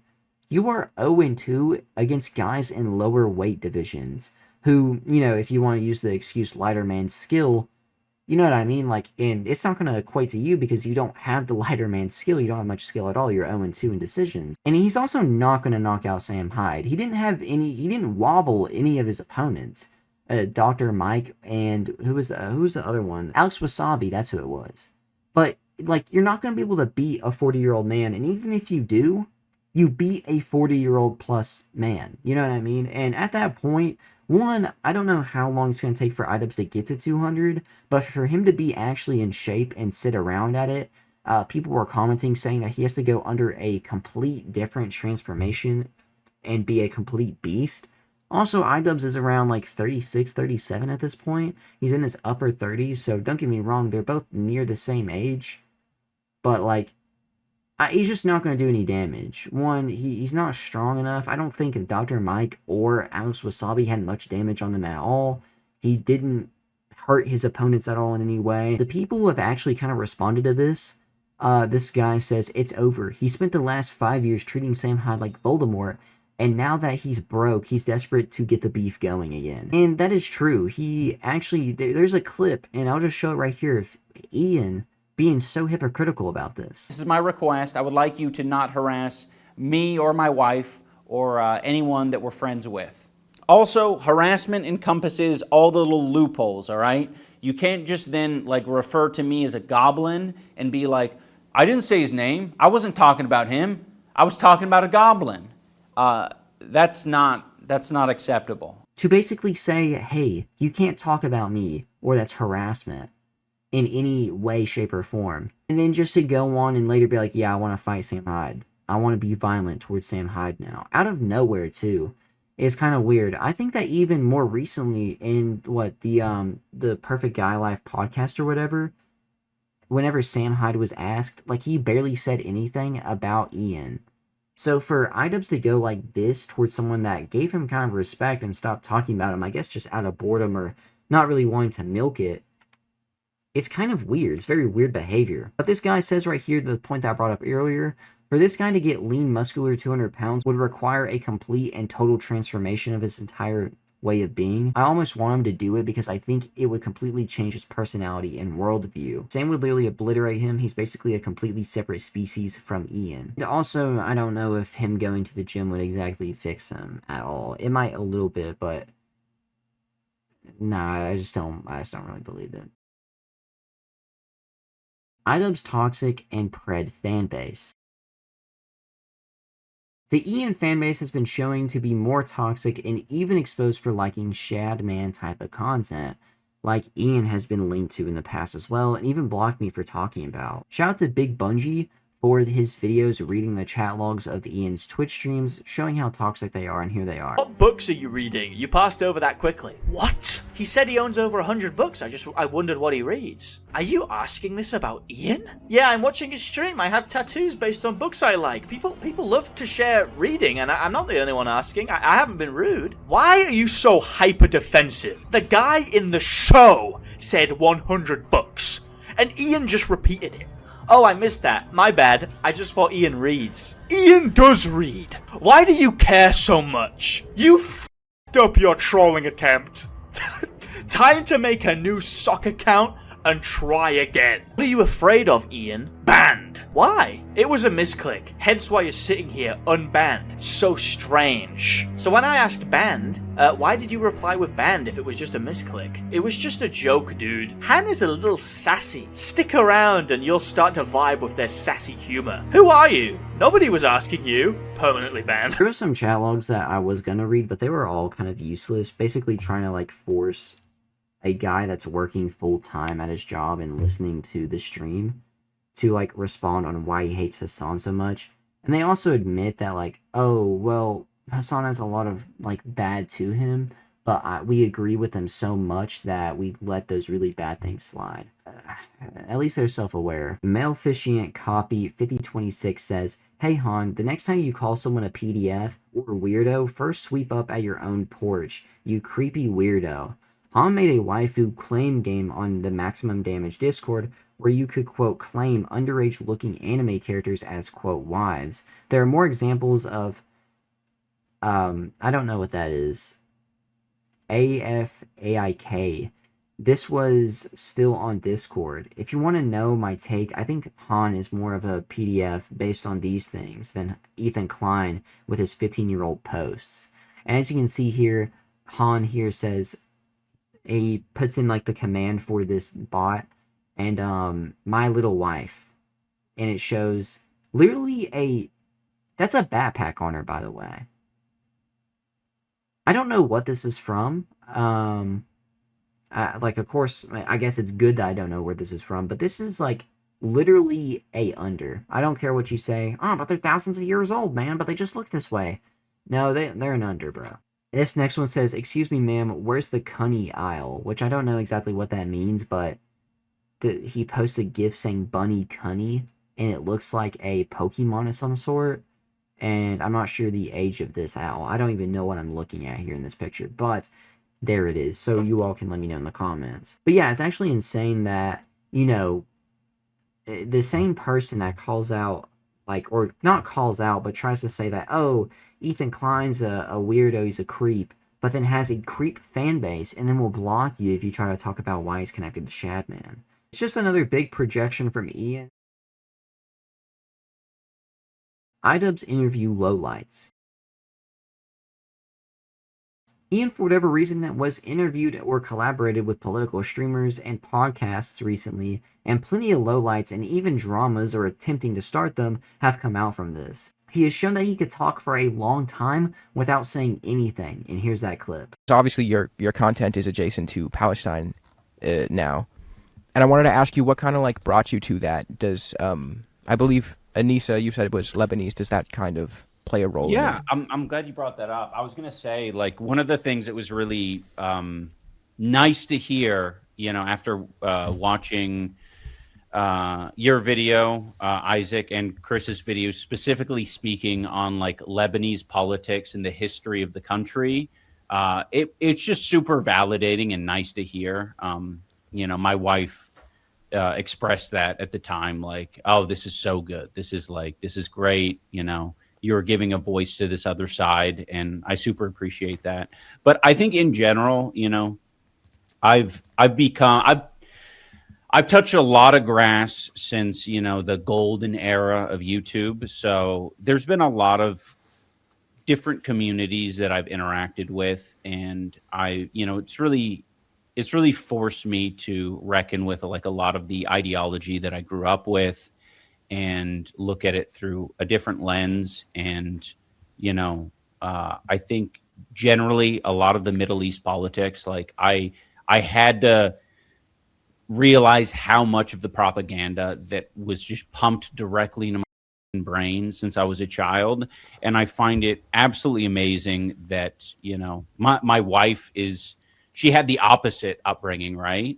But we came together and she was able to explain a lot of her perspective, not only as a Canadian, but as half Lebanese and half Irish, what these liberation movements look like and why it's important, and, you know, what largely the U.S. and the West has been up to. And a lot of these things that Anisa has told me, a lot of the things that I've seen from your guys' videos, Hassan's videos, and a lot of other leftist creators, they've only aged extremely well and reinforced a lot of these beliefs that I was kind of sniffing around when I was initially curious. So yeah, it's been great. I feel very happy and comfortable and, you know, fulfilled with the path that I'm on. He then contradicts himself. Here's this clip. Hassan and like his number one focus of people who he is kind of obsessed with. And like, how has that really been for you? Because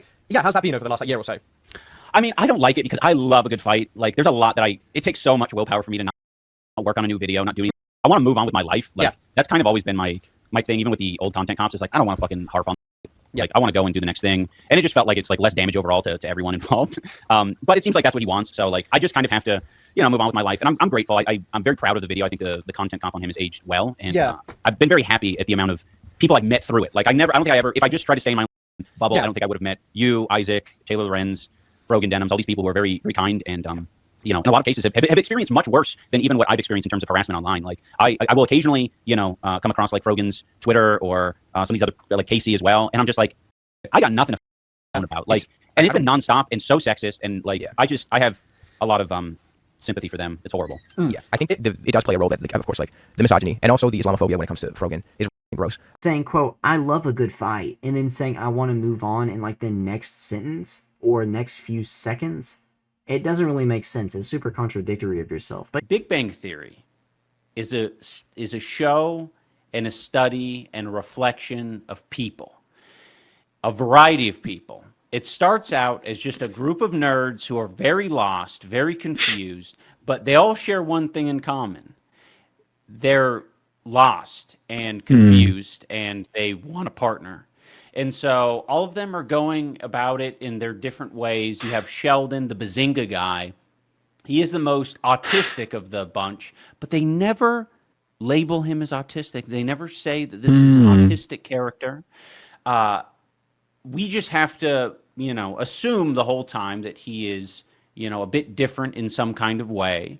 And they do the same thing on the show where they're like, we're going to, you know, treat him kind of differently because he's a bit of a narcissistic. And he doesn't realize that. And you're learning about these characters as they go along. One of them is like kind of a very chauvinist pig type of guy.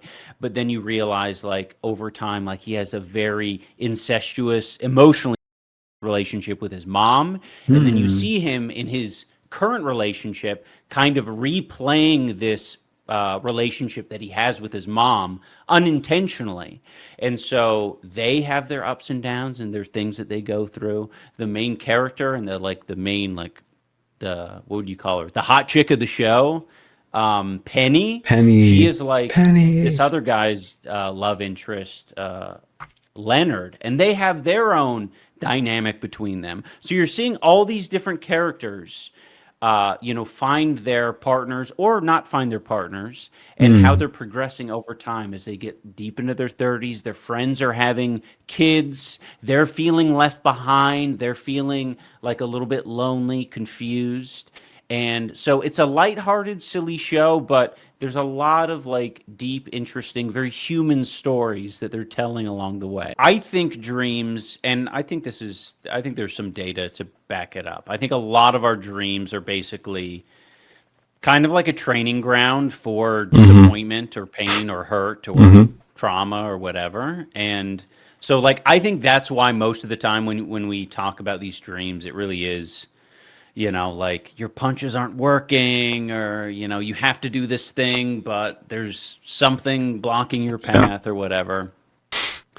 Definitely. Like mine for a while, I told Anisa this. She was like, what the hell? You've never described this to me. I was like, yeah, it's, I have to like, I'm tasked with like disassembling a car, but I can only do, I need to like demolish the car. But I'm basically naked. I just have hands and my bare feet. And so I got to kick it out of this thing and break it apart. But I can't do it because it's a car. It's a steel trap. And I'm like, I can't make anything happen. But that's the whole dream. For the longest time, I was like, listen, I understand that the patriarchy exists. You know what I mean? But I'm so optically like aware that I'm like in the part of the corner of the internet that I'm on, if I mention the patriarchy, even in like the most appropriate context, it is just knives out. Like, what is this woke nonsense? Because they get super defensive.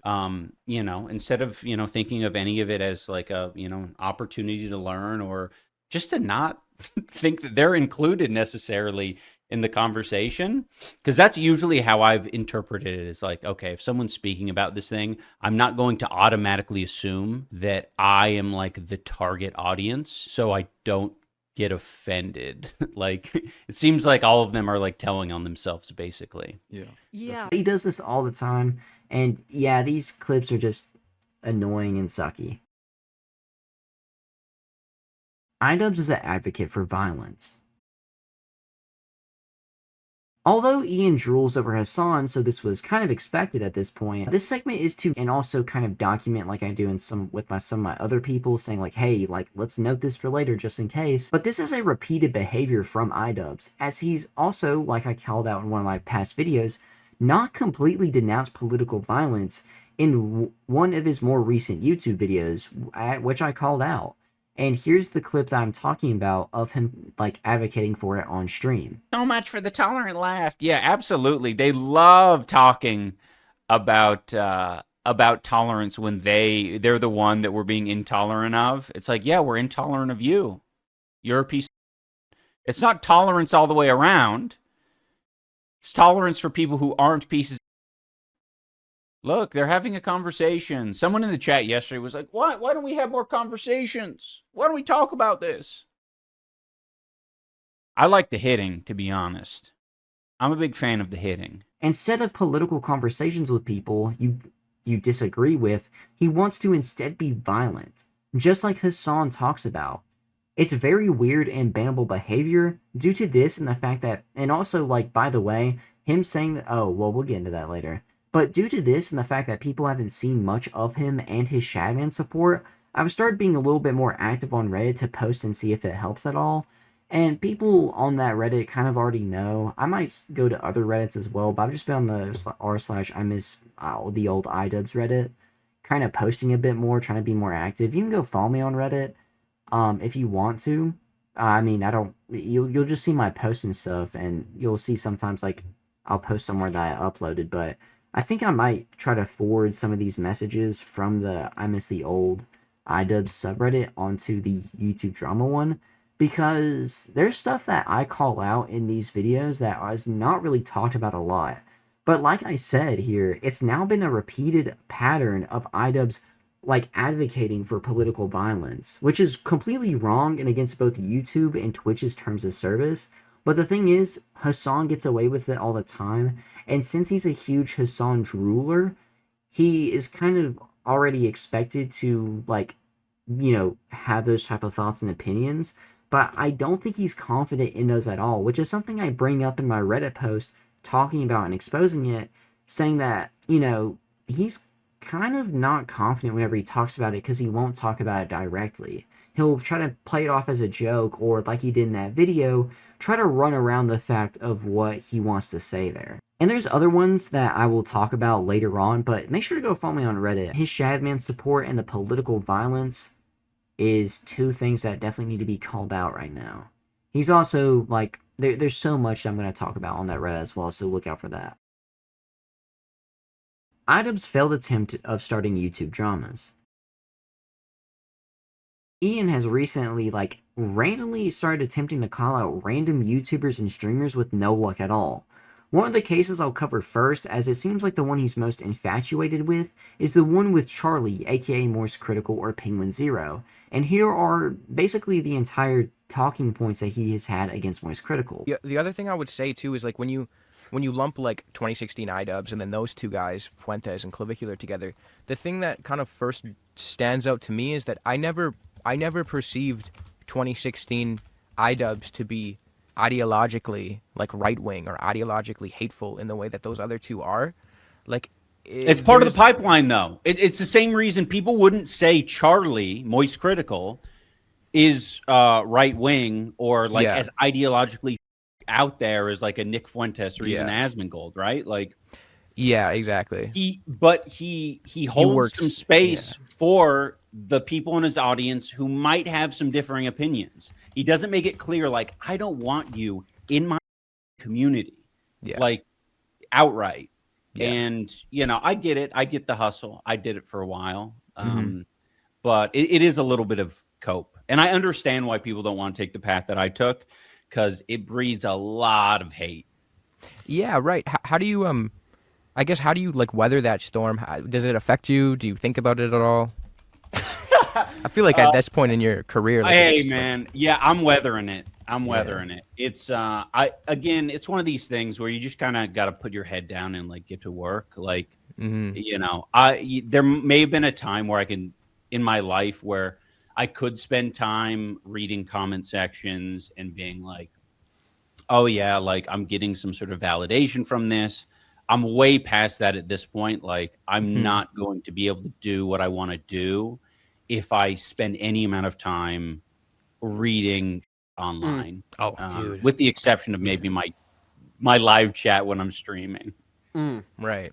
Because you would have continued to make money, or just slightly shifted. Right, because you don't need to announce it. I could easily pivot. That was a criticism that I think Moistcritikal gave, which was like his opinion was like you can sort of change via your actions and the videos and the content that you produce. Yeah.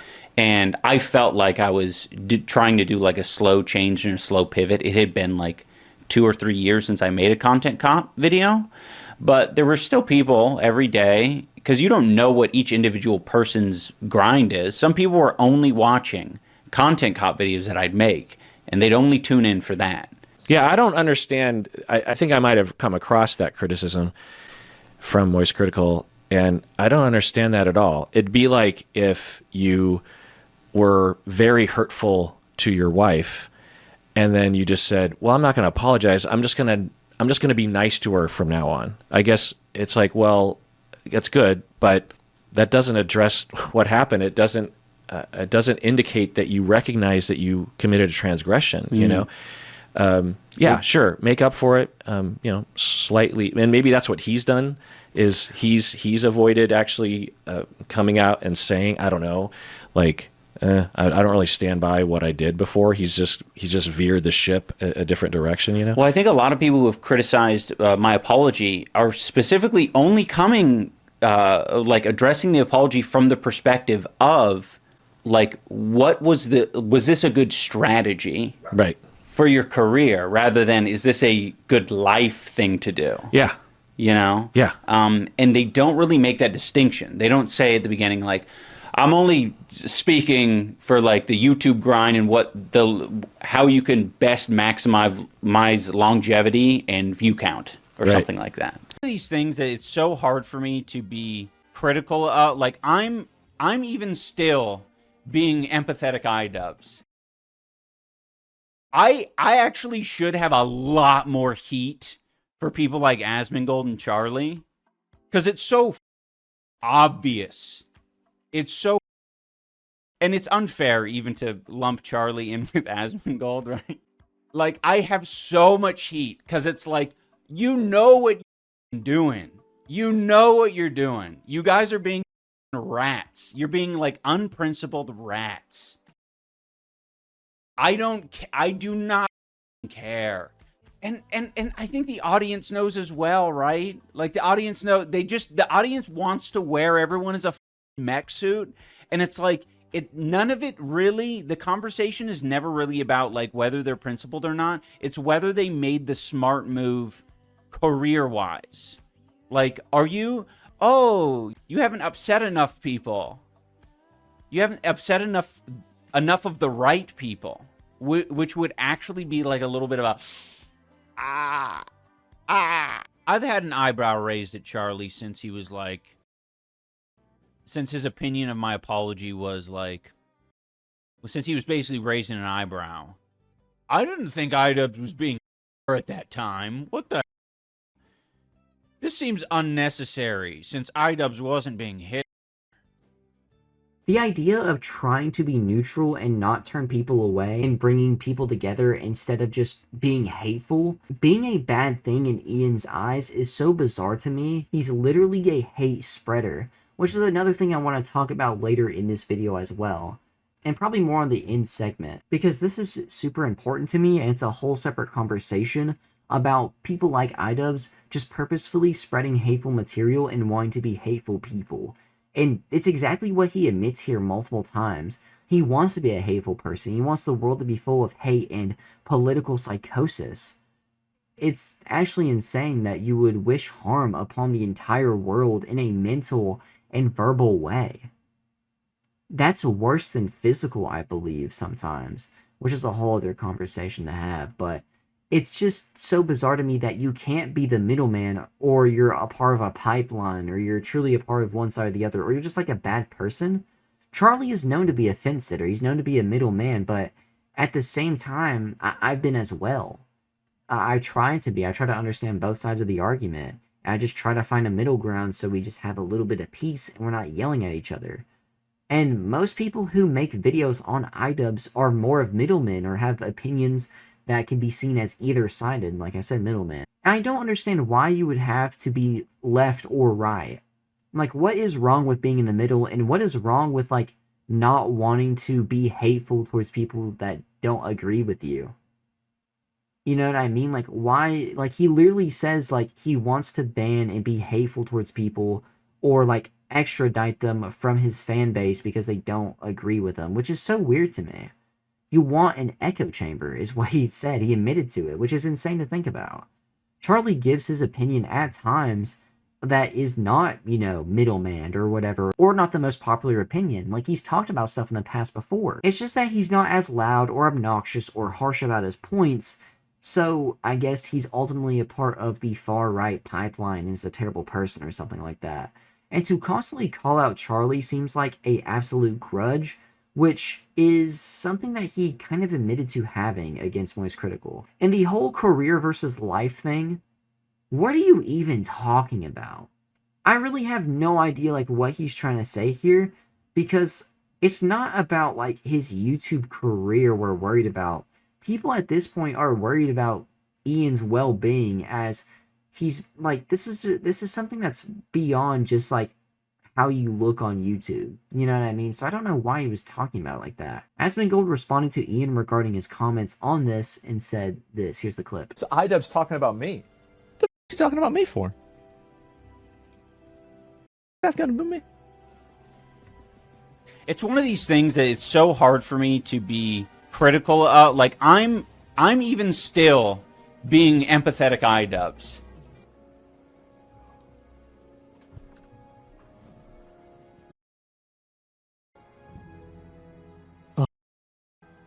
All right, let's go. Let's hear it. Let's hear it from empathetic iDubbbz. All right, let's go.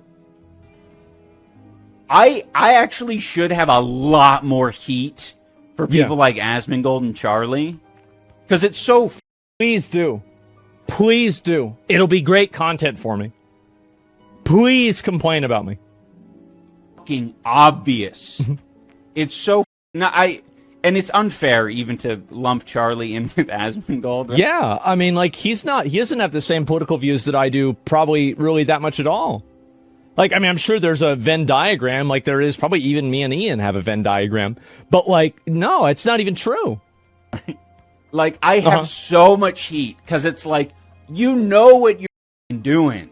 You know what you're doing. You guys are being rats. You're being, like, unprincipled rats. Like, this is the guy who was making fun of an Iranian for talking about how Iran is oppressive. Do you remember that? Him, like, sitting there with his girlfriend, like, giggling to themselves about how uneducated and stupid this Iranian is for thinking that America is a more free country than Iran. This is the same guy. Yep. I do not care. And I think the audience knows as well, right? Yeah. Like, the audience the audience wants to wear everyone's mech suit, and it's like, none of it really, the conversation is never really about, like, whether they're principled or not. It's whether they made the smart move career-wise. That's true. He's right about that, actually. Oh, you haven't upset enough people. Yeah. You haven't upset enough of the right people, which would actually be, like, a little bit of a... Well, I really would like to respond to this, but it's hard for me to understand what he was trying to say. I think he's talking about complaining about me or getting mad about me, but, like, I don't even really know, like, what is he really even talking about? Like, I'm so confused by this, because it's like, can't understand retard. Yeah, I don't even know what he talking about or getting into. I have no idea. It is crazy. To call people, quote, unprincipled rats is literal projection, as he has multiple times been contradicting of his own statements and beliefs. The next person he's called out is MeatCanyon for, quote, being a part of the pipeline. And here's that clip. Dude, MeatCanyon. MeatCanyon's one of these guys who's like, he's on the precipice, right? Where he kind of like, he's, for the most part, he stays in his own lane, very apolitical type, but you get vibes. You get vibes. This guy's kind of like pointing it out. Is Hunter sus? I mean, I wouldn't say he's sus. Not at all. But it's like the Charlie argument, right? Where it's like, yeah, I don't think he's like toxic or anything, but I think it enables like a lot of like people, you know, because it's like, of course, like so many of these people online want fans no matter what, no matter like what the costs. You know what I mean? Hunter gives hyperbolic takes all the time, to be fair. I hate that, Steezy Peas. I hate that. If you're going to be riding the line, you got to, like, sorry, you got to be better at it than that. You can't have people just hand wave it away and be like, he uses hyperbole all the time. Okay, awesome. I guess nothing that comes out of his mouth matters. That's the challenge for all of us who are a little bit more woke-brained, is to give a little bit more grace to people who are maybe a bit more focused on entertainment, and they haven't taken the step to realize that everything is political. Like, a lot of people haven't accepted that fact, and it's like, okay, well, you'll get there one day. Not everything is political, dude. Like, he wants everyone to be a part of political psychosis, like I said earlier, where everything has to be political. It simply doesn't. It really does not all have to be political, and it shouldn't be that way. Politics is something that we should barely have to focus on.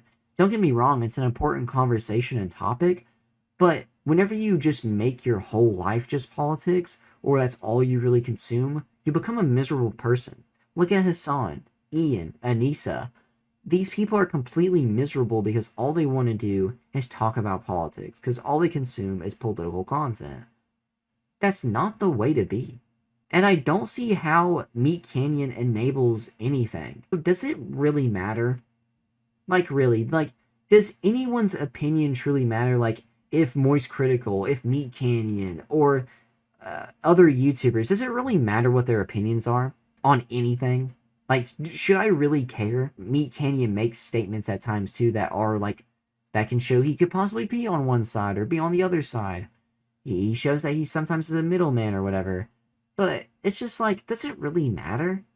Why does it matter that everyone has to have a political opinion or show publicly that they politically stand somewhere? I think one of the reasons why the world is so bad as it is now is because we talk so loudly about politics, something that should have been kept private. Ian doesn't watch these people either, so he has no idea what he's talking about, because you would see multiple times, like, these people talking about their point of views. You know what I mean? So why can people, like, you know, not be... Why do people have to be political? Being political brained on either end is a very bad thing and makes you look dumb. Why can't we be entertaining? The only one of the main reasons that Ian is so exhausting now is because he has no more entertainment value. And why can't I go on YouTube and have a laugh? Why can't I go on YouTube and just try to enjoy a video of MeatCanyon talking about something random or whatever it may be? Why are you telling me to consume political and political-only content that has no entertainment value? You want me to sit and watch bland political content that's only regarding your views and your views only. I feel like that's like a movie plot or something, like, but that's so, like, miserable of a life to live. Literally saying, don't stop being entertaining. You being entertaining is weird and one-sided and you're a part of the pipeline. What pipeline, dude? People from both ends watch MeatCanyon videos, I'm pretty sure. You ever look at his Reddit? Either way, Ian also called out his own family for whatever reason here. Here's that clip. What pisses me off, though, so much is, like, I get it. I really get it when I hear, like, I don't know, my extremely white grandfather making some excuses for law enforcement. I'm like, yeah, you're a piece I get it. You've been conservative your whole life. Things are progressing and you think everyone else, the youth is up and we're going in a wrong direction or whatever. Like, I can kind of bridge that gap. And also, like, he has no voice. Like, he's just complaining to his friends and family. But when I hear these creatures online with big platforms that literally do not leave their house, like Asmongold does not leave his house. He is a trash heap. He does not have human experiences. It is entirely different, his world. And for him to act like he understands any of it, it's just wrong. Just like wildly off base. This is not how humans are. Like, you do not understand at all. You are dumber and more experienced than a child. Like, you have no place to speak on any of this. He goes out to get a 2-liter sugary drink. Yeah, I mean, that's true. But the system has been built for that, right? It's super convenient because you don't even need, you can have it door dashed. You can go through the drive-through. Now they have kiosks, depending on how, like, socially inept you are. Also, he projected again as he calls Asmongold, like, he says, like, oh, Asmongold never leaves the house. But then Anisa said earlier that he doesn't leave the house. Again, weird projections that he does. And it's just all the time and constant. It's just so exhausting at this point. Ian and Anisa 90 Day Fiance drama response/update. If you don't know, in the last video, they had, of course, the drama regarding that guy from 90 Day Fiance. Abject Office says Stevie, I think that's how you say it, the woman married to the Iranian man on 90 Day Fiance, calls out iDubbbz and Anisa for mocking and denying the oppression in Iran, saying, flashback to when so many of you mocked my husband and called him a liar. Most of these people who hadn't lived there in years or ever, telling him that his reality wasn't real. I remember him reading it, hearing it, and seeing it. He kept quiet, but I took no. My husband has always spoken to me with respect about the heart of Iran, while also being vocal about the injustice there. That's exactly what he wanted you to see, but unfortunately many didn't. Still, you said, quote, it's not like that. Quote, people live freely. Quote, you're lying. Can you hear them now? The chanting, the screaming, the deaths? This is the reality you mocked. Many of you owed him an apology, but that's not what we need right now. Take 5 seconds to share something about Iran. And if you call yourself a, quote, friend while turning away from what's happening in Iran, you are not a friend of mine. And then shows the Reddit post of Ian and Anisa, talking about them. And we'll get more into their response in a second. It's so insane. That's like Anisa telling the victim that was like 13 that they're lying or it wasn't that bad or whatever. Like, just to kind of put it in a different filter or a different point of view, like, that's just how outrageous it is. To tell someone an experience that they lived completely that they are lying and they are wrong, while this guy was just simply trying to be a voice and advocate and just, like, talk about his country and show it to the American audience or show it to the national television. Just to call him a liar and a propaganda spreader was absolutely disgusting. Asmongold hit him with an accidental stray here, and here's that. They don't care about the people getting killed in Tehran one way or another. If 1 million people need to be killed out there, it means nothing to a Western communist that's living in their mom's basement. It means nothing to them. They don't care about that. Why would they care about that? But what they do really care about is making sure that their ideology doesn't look bad. More people, I'm pretty sure outside of the commentary sphere, are now calling out Ian and Anisa for this statement as well. They're going to come find me and they're going to drone strike me. The Iranian government will drone strike me if I say mean things. Maybe not a drone strike, but he does risk getting arrested for saying anything that might offend Khomeini. This blatant ignorance is why so many Americans are ignoring the revolution in Iran, or are believing propaganda that the revolution isn't being led by Iranians. People like this who have massive followings and no idea what it's like to live in Iran are spreading lies online. And they, like so many people, take for granted the things that we have in the West. They can't even imagine what it's like to live in a place where women can't sing in public, people can't walk dogs, or people can't speak their mind. So they either ignore or deny when people from authoritarian countries speak out about the reality of where they're from. It's so important to educate people and spread awareness about what's happening in the world and in countries like Iran. Because it not only helps them, but it helps break Americans out of this bubble that so many of us are in. I wonder what he's gonna say or what he would say towards this lady as she's black. I mean, like, I don't know, like, what he's gonna say. He would say something racist, but something in like a weird racist way that's not like funny, edgy, but it's just like a gross, like, dying down or whatever of her. They're trying to make her opinion invalid. But he makes Americans look really bad, which is something I sadly don't think about often. And it's true, he makes us look really bad, and that's so depressing because sadly Ian is a born American. And here is their response to it on stream. Tiddlywink says, do you know the wife of the Iranian man responded to you and Anisa? She didn't respond to me and Anisa specifically. She was putting out a statement to people who were being rude or judgmental to her and her husband. So, yeah. Which I don't apologize for. No. Being judgmental. Hell no. I can feel the freedom.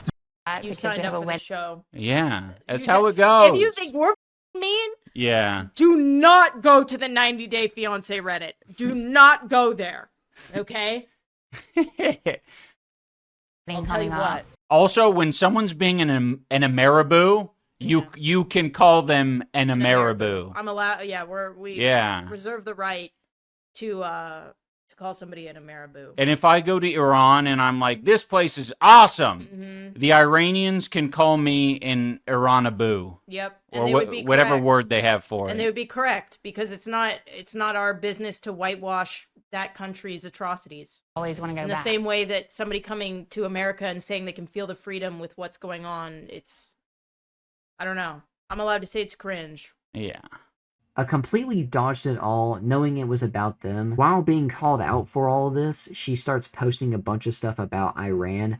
This post that I show here from a deleted account or post, whatever, says this is so egregious and performative considering she knew nothing about what Iranians were going through a few weeks ago. And it shows her reposting a bunch of posts about Iran at this point, saying like, oh, you need to do your research or whatever. But this one post says, and I just want to say this clearly, this is not a dichotomy. This is not a choice between Islamic dictatorship or a monarchy. Those are not the only two options. Iranians deserve better than being told it's either the mullahs or the Shah.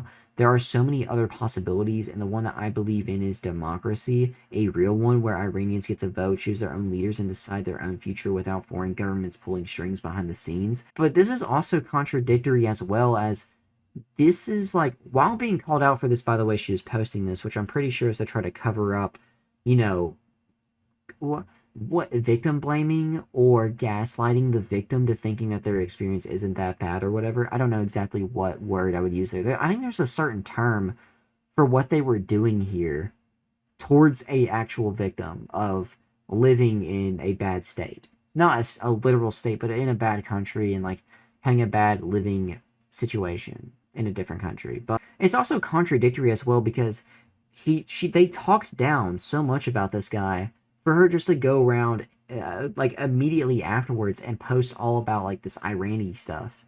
You know what I mean? Like, that's just weird. That is so weird. Like I said, these people are moralists and they jump any ship they can. And then H3 actually brings the husband, Mahdi, the guy that they were making fun of on stream, onto the H3 podcast, and here are the clips that came out of it. To sit here in America, from the comfort of America, and to take their freedoms for such granted that they would laugh at you. To call you like, oh, you're an America simp because you see people dancing and you feel liberated that somebody can dance on the street. It's just detestable. It's just, to me, it's one of the most ignorant things I've ever seen. It really is just so gross. Exactly. Like when my wife watched that, she may not like me to say that, but she cried and she said, these people do not know anything about it. Tiddlywink says, do you know the wife of the Iranian man responded to you and Anisa? She didn't respond to me and Anisa specifically. She was putting out a statement to people who were being rude or judgmental to her and her husband. And with a picture of your stream. The coping's unreal. So this is the first So- thing they've said since the protesting started. You would think they would feel bad or take a step back and re-examine their stances. No. Me? They're like, who, me? Which I don't apologize for. No apology. Judgmental. No. I can feel the freedom. You signed up for the show. Yeah, that's how it goes. If you think we're mean, Yeah. do not go to the 90-Day Fiance Reddit. Do not go there. Okay? No, you're not mean. You're racist. You're dumb. The difference. I mean, do you go there? Do you spend your whole day snarking, Anisa, between the H3 snark and the 90-Day Fiance sounds snark? like it. Do you have any time? I see what you spend your whole day. You don't even have time to cut a f***ing bagel in half for your husband. I'm plotting. I'll tell you what. So my question is, are you always going to have this thought in your mind that you Also, when someone's being an Ameriboo, you can call them an Ameriboo. I'm allowed. Yeah, we Yeah. reserve the right to call somebody an Ameriboo. And if I go to Iran and I'm like, Go. this place is awesome, Dude, Go to my, Iran. my Go grandma, when she fled from Lebanon, the Iranians can huge call me Ameriboo. an Sorry, what, Iranaboo. AB? I said my grandma, when she fled Lebanon, she was a huge Ameriboo. That was actually why. She Right. was just, yeah. Yeah. Listen, America is not perfect. The fact it's far from it. It's broken in a lot of ways, and there's a lot of really And things did going on here. anybody ever say that? Did this guy say that? Like, it's so stupid. That being said, Western liberalism, like the freedom of speech, freedom of expression, all this kinds of stuff, is worth fighting for. It is special. It is not something that you get to take for granted. Because in the history of the world, that's a relatively new concept too. Let's be real. The history and humanity.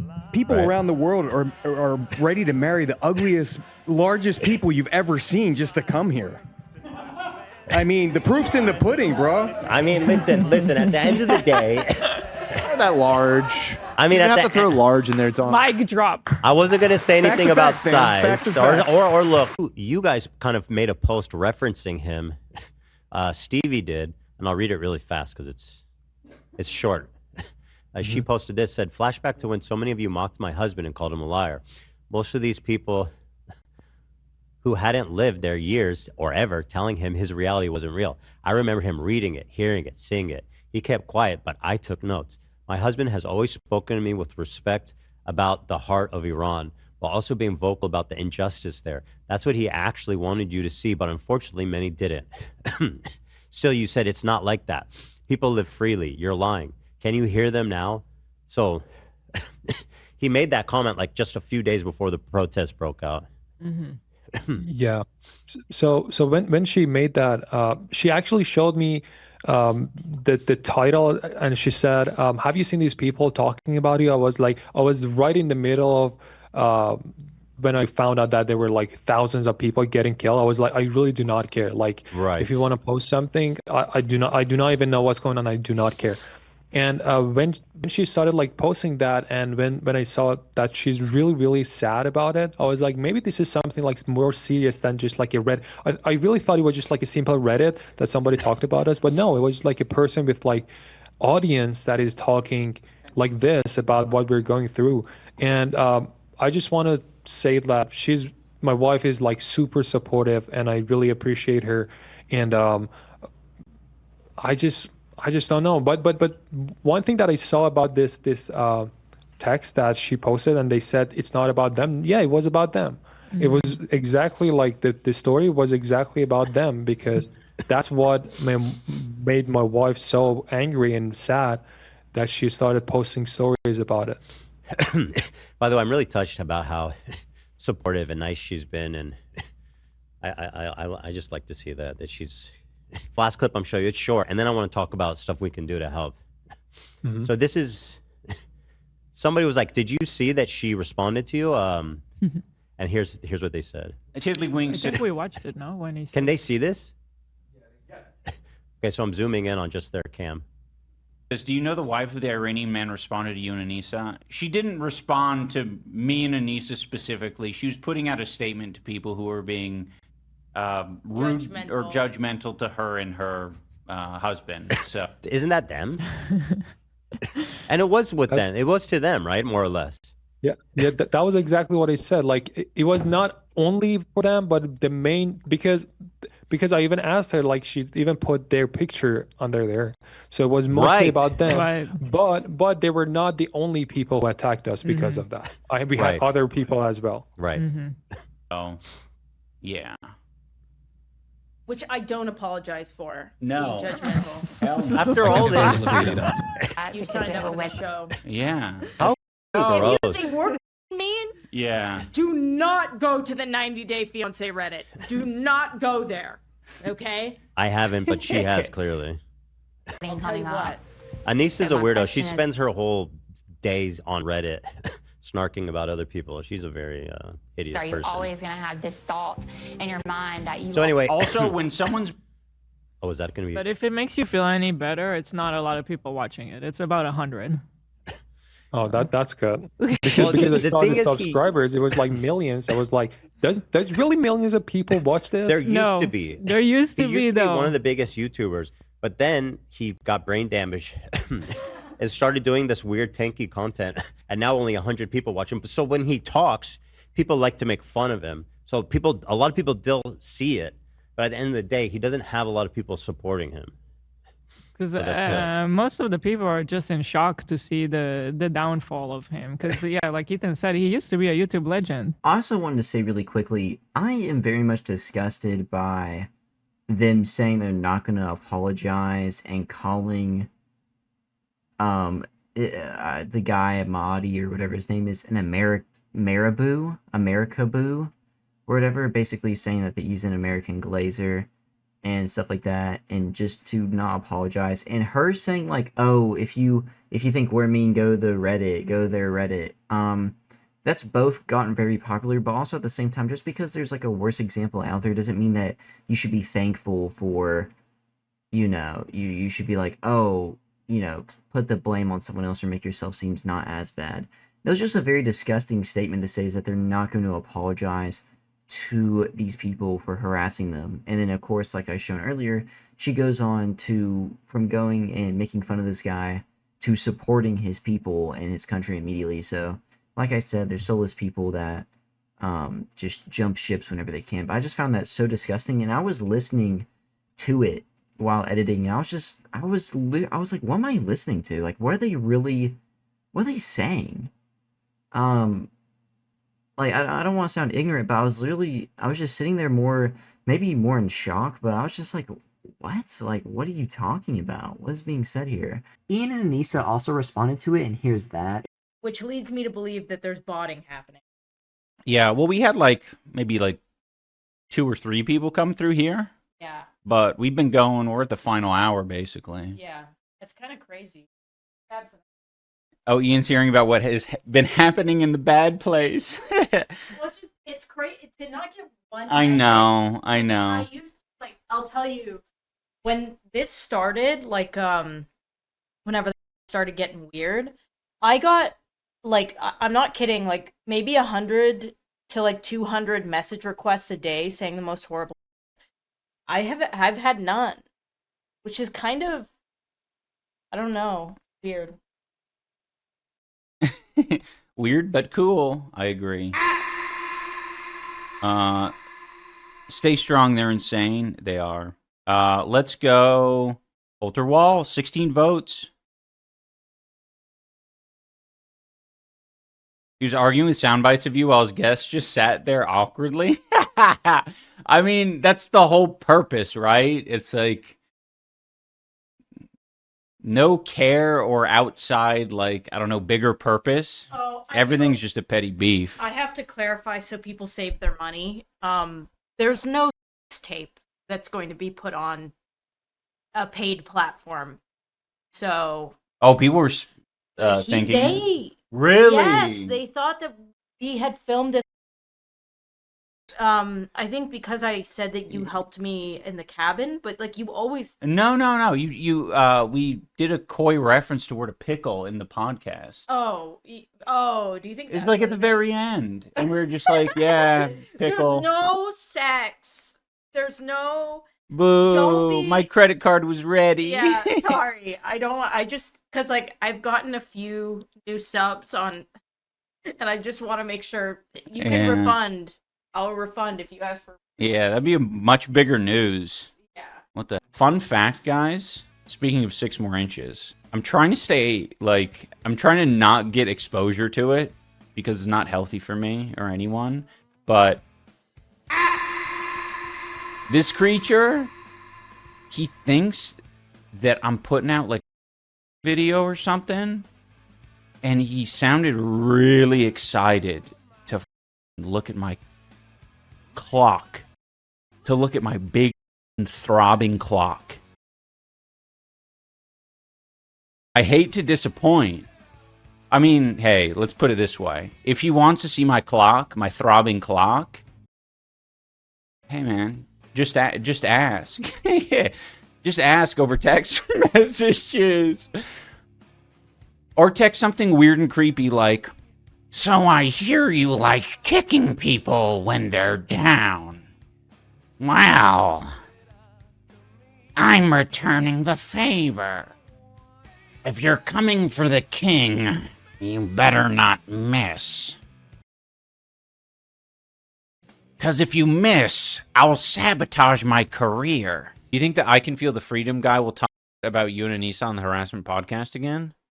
No, because I imagine it was revealed to him that it was just like a weird hate podcast, a weird hate and harassment podcast that doesn't actually have any interest in him as a person, or you know what he's going through or the show, or even following his story, or Iran in general, for that matter. And it was just like an excuse to hate on one of his enemies, because he's got a long growing enemy list. I don't know what was said. I'm just assuming that it was like generally defensive of him and his partner, or his, I don't know, experience in Iran or whatever. But, you know, I will die on the hill that we said nothing wrong when we were watching the show. I think other people coming to the US, they don't think that they're, you know, that they're doing a US propaganda by, you know, talking about how free everything is.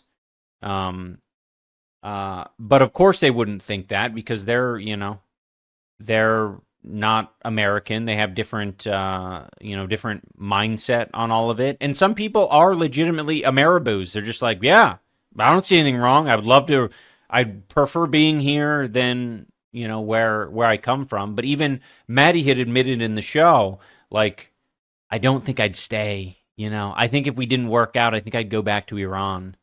So even that much was said. It's funny that they try to say, it was just some awkward interaction with just mainly H3 sitting there talking. Whenever there is multiple clips that came out of this, of the victim of this, like, gaslighting or whatever, talking in these clips as well. You know what I mean? Like, they just try to, like, deflect any way possible. And it's insane. iDubbbz VTuber Era. Ian has now even stooped as low as to try to be a VTuber, most likely due to the success of the Twitch streamer The Burnt Peanut, who is a streamer who mainly plays video games, but he will give his opinions-ish on random stuff on stream, like politics or stuff, or, you know, play this patriot type of role. But Ian's character is literally just a dragon with a weird forced voice. During this character, he would also go on to spread more false allegations that are completely disgusting regarding H3 and him possibly doing actions towards his kids, as well as mainly talk about the H3 podcast crew as well. I'm going to show this on screen, as I'll have to censor it every other time, but this post from Glorp_Pupo says, "I cannot believe Ian iDubbbz Jahoma platformed and endorsed a message from a banned Twitch streamer just to harass and defame another creator. He even left it on screen just so everyone watching his live stream could see the defamatory message from a banned Twitch streamer by the name of Destiny, who I'm not that far in the politics and all that. I just remember someone saying that, you know, Destiny admitted to having CSAM on his computer. That's all I know. Other than that, I don't really know anything about Destiny. I don't know if he's a good, bad guy. I know that he also had some very extremist, violent beliefs as well that he said on stream as well, which is also wrong. So that's all I have to go off of. But as you can see here, it's Destiny saying, "Quick daily reminder, that Ethan from H3H3 is likely a PDF who has touched his own children. And then you'll see later, which will be censored, of course, whenever it's blurred, you'll know that he's talking about this. He, like, endorses this even more, and he left this on screen for probably maybe, I don't know, one of the clips that I saw was like 12-minute long of him talking just with this over it as like a quote watermark. And another thing I want to bring up is that earlier in this video, you could hear Anisa talk badly about Destiny, like, oh, you need to stop watching Destiny and all this other stuff, and then Hassan is a person who also is heavily against Destiny. So for Ian to use a message from Destiny just because it talked negatively about H3. That's the only reason he used it, despite the possibilities. And I'm going to do more research on this. I know Willie Max Show made a video on it about the possible stuff on Destiny's computer that Willie Max Show apparently reported to the police. But either way, the main point that I'm trying to get right here is that Anisa and Hassan, which iDubbbz is supposed to drool over and completely believe without question, are against Destiny, but he used a message from Destiny in this situation, and the only reason he did it is because he agreed with it, because it was against H3. But still, as far as I've seen, I can't even show the clips, and they're older now, they're like a few months old at this point, but I'm not kidding whenever I've said Destiny called for violence against people. I don't know, I think it was like on the other side, I think it was on like the left he called violence against. But still, either way, that is completely wrong. I think it was just people with different opinions than him. It's still insane. So, yeah, this should definitely be bannable anyway, because you shouldn't be allowed to just spread false accusations and allegations against someone, especially ones that are just so extreme and defamatory like this. And I get more into it in a minute about how damaging really just throwing these words, phrases, and accusations around truly is. But this is literally defamatory and super gross in a big way. But to finish off this person's post really quick, it says, why would Ian platform a banned creator just to harass and defame another person? Some would say such more does not align with Twitch TOS.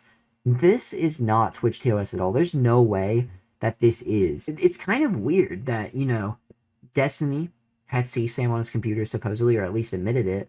iDubbbz supported a guy that had CSAM on his computer. There's currently people that openly are admitting to liking Lolly in the Discord.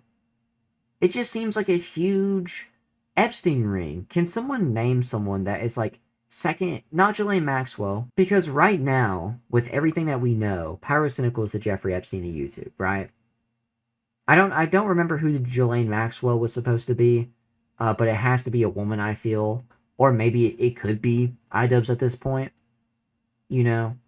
But it's seeming to be like maybe the Bill Clinton or whoever's like actually guilty of doing a bunch of bad stuff or being the right-hand man of Jeffrey Epstein is basically what iDubbbz is like starting to become here, because you have a bunch of creeps around you. You platformed a supposed creep. You are a creep yourself, and you project by calling a bunch of other people creepy or preds. There's a website here. I just stumbled upon it last night. This one's quite interesting, to be honest. I read this last night, and I said, this seems like something someone might want to address. What in the world is that? It says Ethan Klein, Dance Word Love, Zach Louis Thoreau, attack Madison and her husband. Madison gets called again. They bring up her husband's military service, calling him a war criminal. Pot calling the kettle black.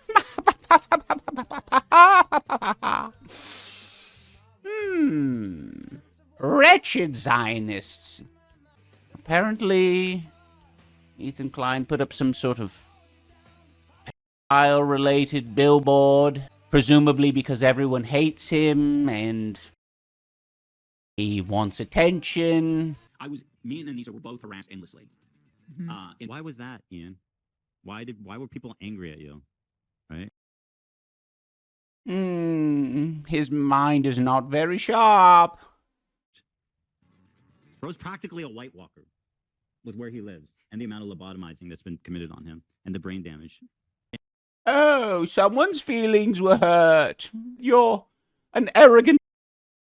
who's constantly harassing people. Maybe people don't want to be associated with an arrogant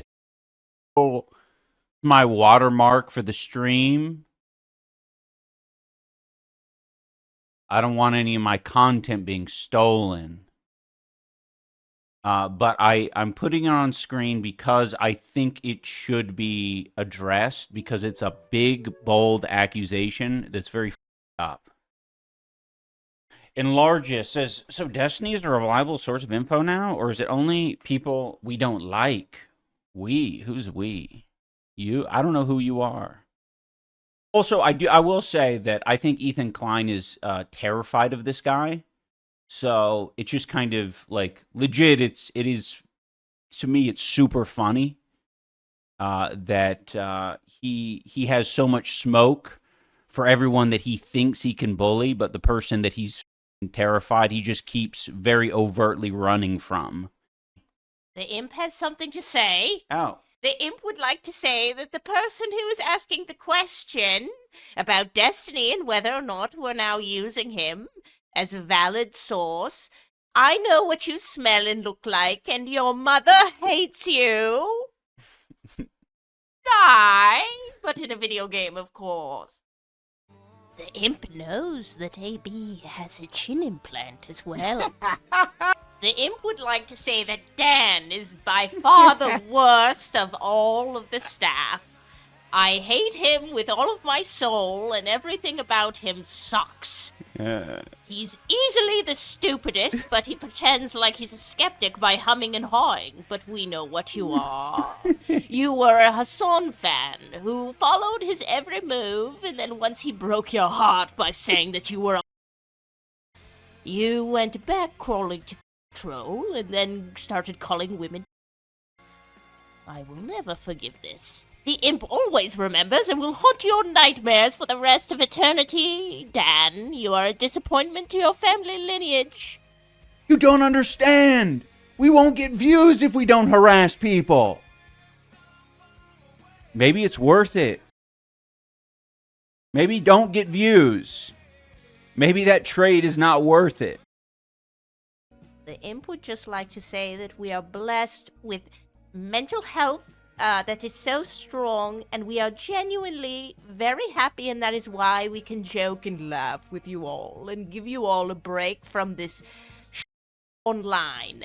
And I'm so glad that we can share that with all of you, and we love you very much. The Scorch Lagoom is a nice guy, but he only shows up when he's called upon, when there's enough noise being made. The podcast would need to continue to engage with Scorch Lagoom, or other parts of the internet need to continue their assault on me for him to come out and really give people the old 1-2. So he'll show up maybe once a week, maybe a little bit more. It depends. I'll have no choice but to have Scorch Lagoom come out very often if the viewers on average are just higher on Scorch Lagoom streams. Mr. Lagoom, why do you think ABBL blackmailed himself and thought Ian and Anisa were blackmailing him when they clearly weren't? I have a theory about that. I do believe that ABBL is in a bit of a Stockholm Syndrome situation. I think being around a deplorable man such as Ethan Klein makes you think other people are as disgusting as he is.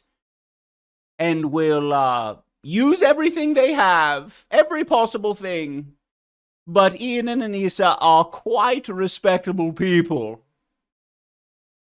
Your secrets are safe with Ian and Anisa. However, we're still going to call you a piece of... They will. They will still call you a piece of... It's important. It's boundary setting. It's saying, yes, I will respect you, but I will not hold my tongue when it comes to saying you're a piece of...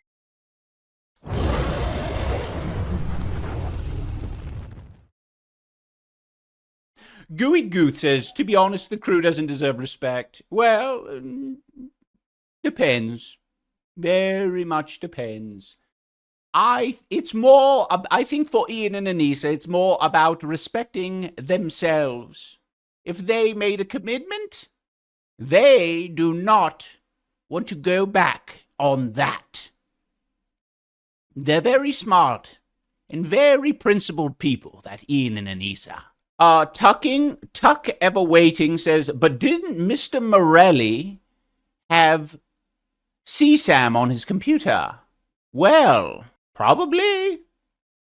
Which is why I find it absolutely abhorrent that the PT will not target him. Instead, he wants to target loads of other people.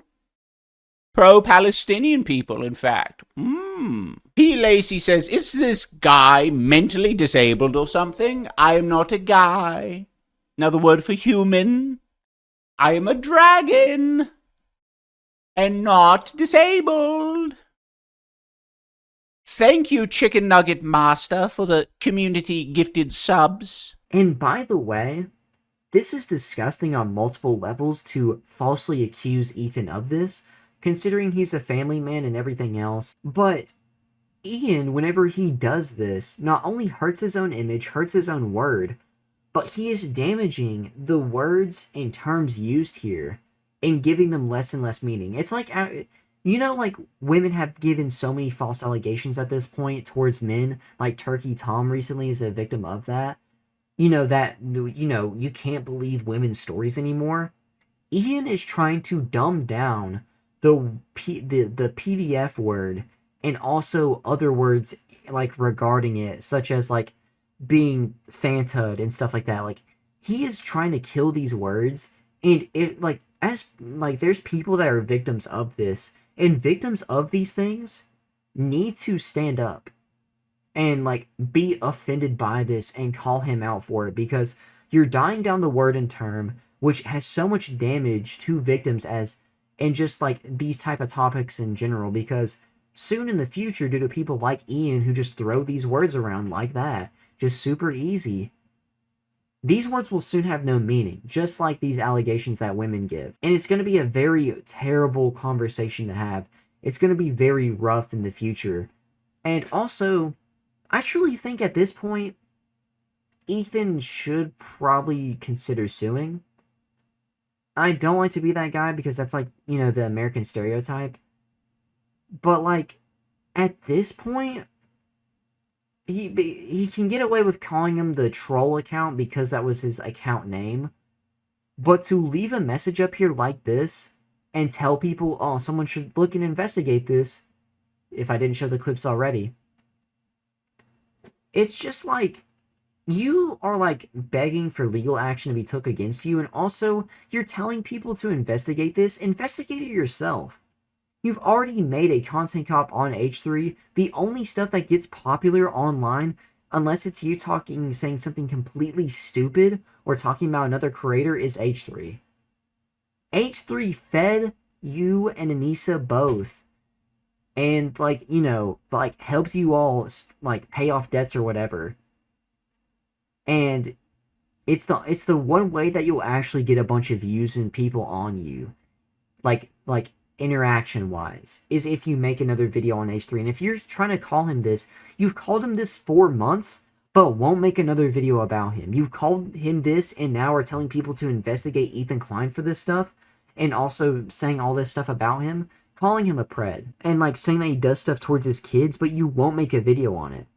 If I had proof of someone doing this, if I want to accuse someone of doing this, and if I really felt strongly about it, I would make a video on it. And I do. I make videos on this stuff all the time.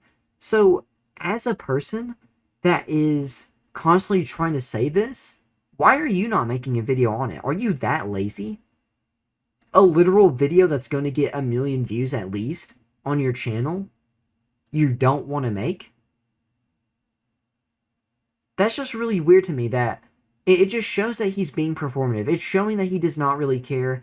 He doesn't care about the kids' safety, apparently, because if he really believes this, then he would care about these kids and want them out of that house and make a video calling him out. right?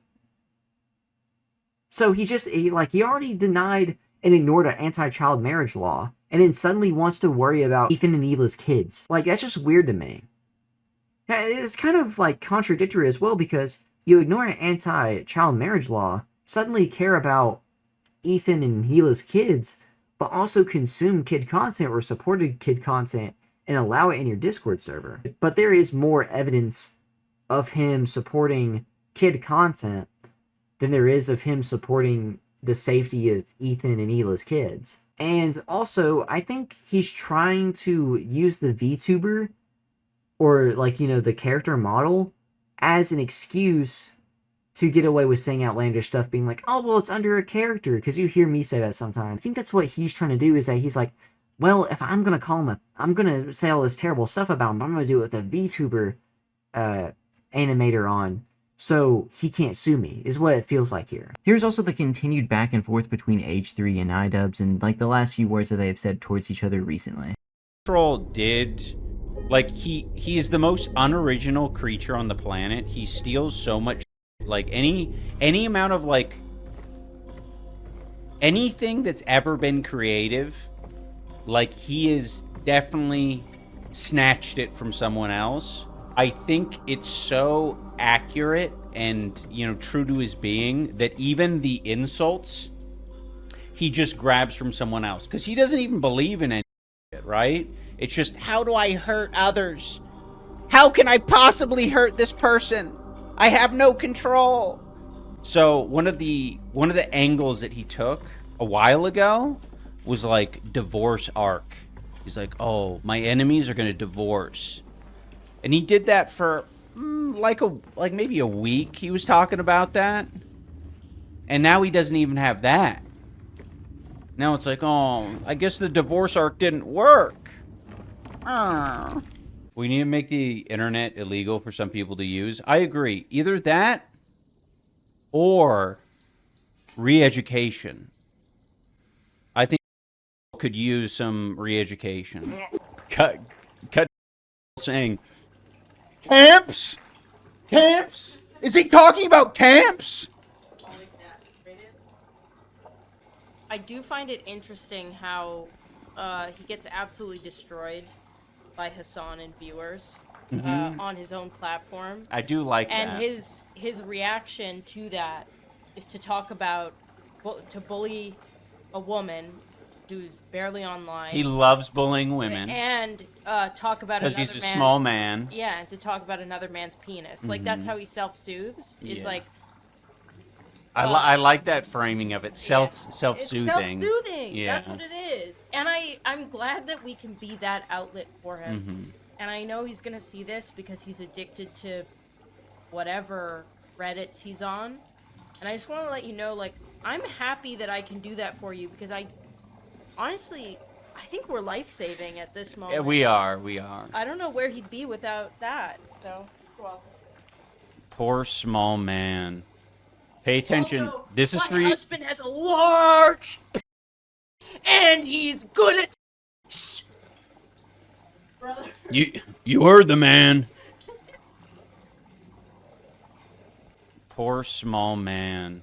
1 week later. Yes, Chatter, you are not wrong. Back to Twitch. It's been a somewhat of a failure. To be fair though, this is a IRL stream, and it's Saturday, so that's like also the other reason why the numbers are like, let's be real. How do you feel about the billboard of James Charles? It's just so stupid. It's pathetic. He can only attempt to solve things by spending money. It's like, work on the show, make it more entertaining, don't harass people. Any of these things, like, cannot fathom operating in that way. Spending money? Yeah, I could do that. Maybe I get more fans by spending more money. I can only, that's the only resource I have. Friends? No. Friends? No. Money? Yes. And enemies list? Growing by the day. Not sure if you've read the Medium article from someone who worked for a marketing company contracted by H3. They dropped H3. It seems they've had a reputation in the industry since 2018. I mean, come on. It doesn't even, like... Just look around the internet. Literally, the softest criticism. Like, the person to point to for something like that is... I think there's two people. One is Brittany Broski. By just, like, disengage... Well, actually, I'm a great example of that. Like, literally just not wanting to get involved and just staying disengaged. Me and Anisa were both harassed endlessly. And then... Brittany Broski was another one where it's like, she won't even answer text messages. So now I'm going to talk about it on the podcast. And then who's the other one? Vanilla Mace. Did they harass Brittany? Yeah, I mean, basically. Bringing up the fact that she won't, like, text them back. It's so cringe. But yeah, like, so many of these people, they haven't done anything. They're just trying to stay out of the and they bring the hates to people. I viewed Ethan as an being. I don't want to know that he has, like, reproductive organs, period, let alone reproductive thoughts. So the last, like, couple years has been so... Alert! Foul. They have snark brain! I hate it. He's just so excited about... Yeah. Out of all the content creators on this app, I'm trying to think of, like, who would pull the most straight women. Ethan would. Yeah, Ethan Klein for sure. I think Ethan, like, because he's got a vibe that actually is pretty rare on the internet, I would say, he'd actually probably do really well on it, I think. I viewed Ethan as an asexual being. Ian said in his video he would be friends with Ethan when he is done with his weird crash out. I mean, that's not... I don't think I said that. In fact, I definitely didn't say that. So I think you're having a selective memory there. Maybe if Ethan's able to get some help, maybe if he stops harassing other creators, maybe if he does these things, eventually he'll find peace and we can, like, rekindle our friendship. In fact, I definitely didn't say that. It's false. But aside from that, like, things have changed in a very, like, big way since then. You know, if time stood still after that, I could see something changing, but time has not stood still. Time has passed. Ron Bubble in chat says, do you regret implying Ethan is a pedophile that his own kids, or do you agree with that? I never said that. I never even implied that. I don't know where you got that idea. I did show an image that Destiny had said that, and I still find it really odd and creepy that Ethan would harass loads of other people on the internet who aren't bothering him in the slightest, yet the one who would make an accusation like that, he has no smoke for. Very suspicious. It's almost like he's a little wimpy man. He's a small little wimpy man who wants to punch down. It's almost like he's a scared little wimpy man. Guys, tell me what you think about this. Yeah. God, he looks unwell. His lips are greasy. His hair is greasy. The man, he has not showered. He can't afford water. He can't afford a water bill. Whatever he did to that wall is just unforgivable. What is this wallpaper? What is this? And what is that? This is all the proof we need that there's no way we're gonna get through this. You literally, at 1 second, you commented on everything from his lips to the wall. Well, we'll do what we can. And then, we'll save some cookie. Seriously, what is this wallpaper? In the cookie jar there. Is it like a zoomed-in picture of popcorn? Like, what is it? Yeah, it looks like buttered popcorn. I said it. Gross. Which is just, what I want on the wall. All right, here it is. How do you feel about the billboard of James Charles? It's just stupid. It's Why is it sped up? Hold on. Because he talks so slow. pathetic. Why are you mad? How do you feel about the billboard of James Charles? It's just stupid. It's pathetic. It's pathetic? Why are you so mad, bro? You know it's pathetic? Moving to Edmonton because you're so broke you have to move to the wall, the northern wall, and live in your mom's basement because you're too broke, and then stream every day to 100 people making below minimum wage. Greasy when's the last time you saw the dentist? Greasy mango breath loser, idiot, freak, bad hair, receding hair, brain damage, eyes too close together. What's that, 3 seconds? Sure. Yeah, sorry, he's the worst. He is the dumbest and most idiotic person alive. How do you feel about the billboard of James Charles? Stupid. It's pathetic.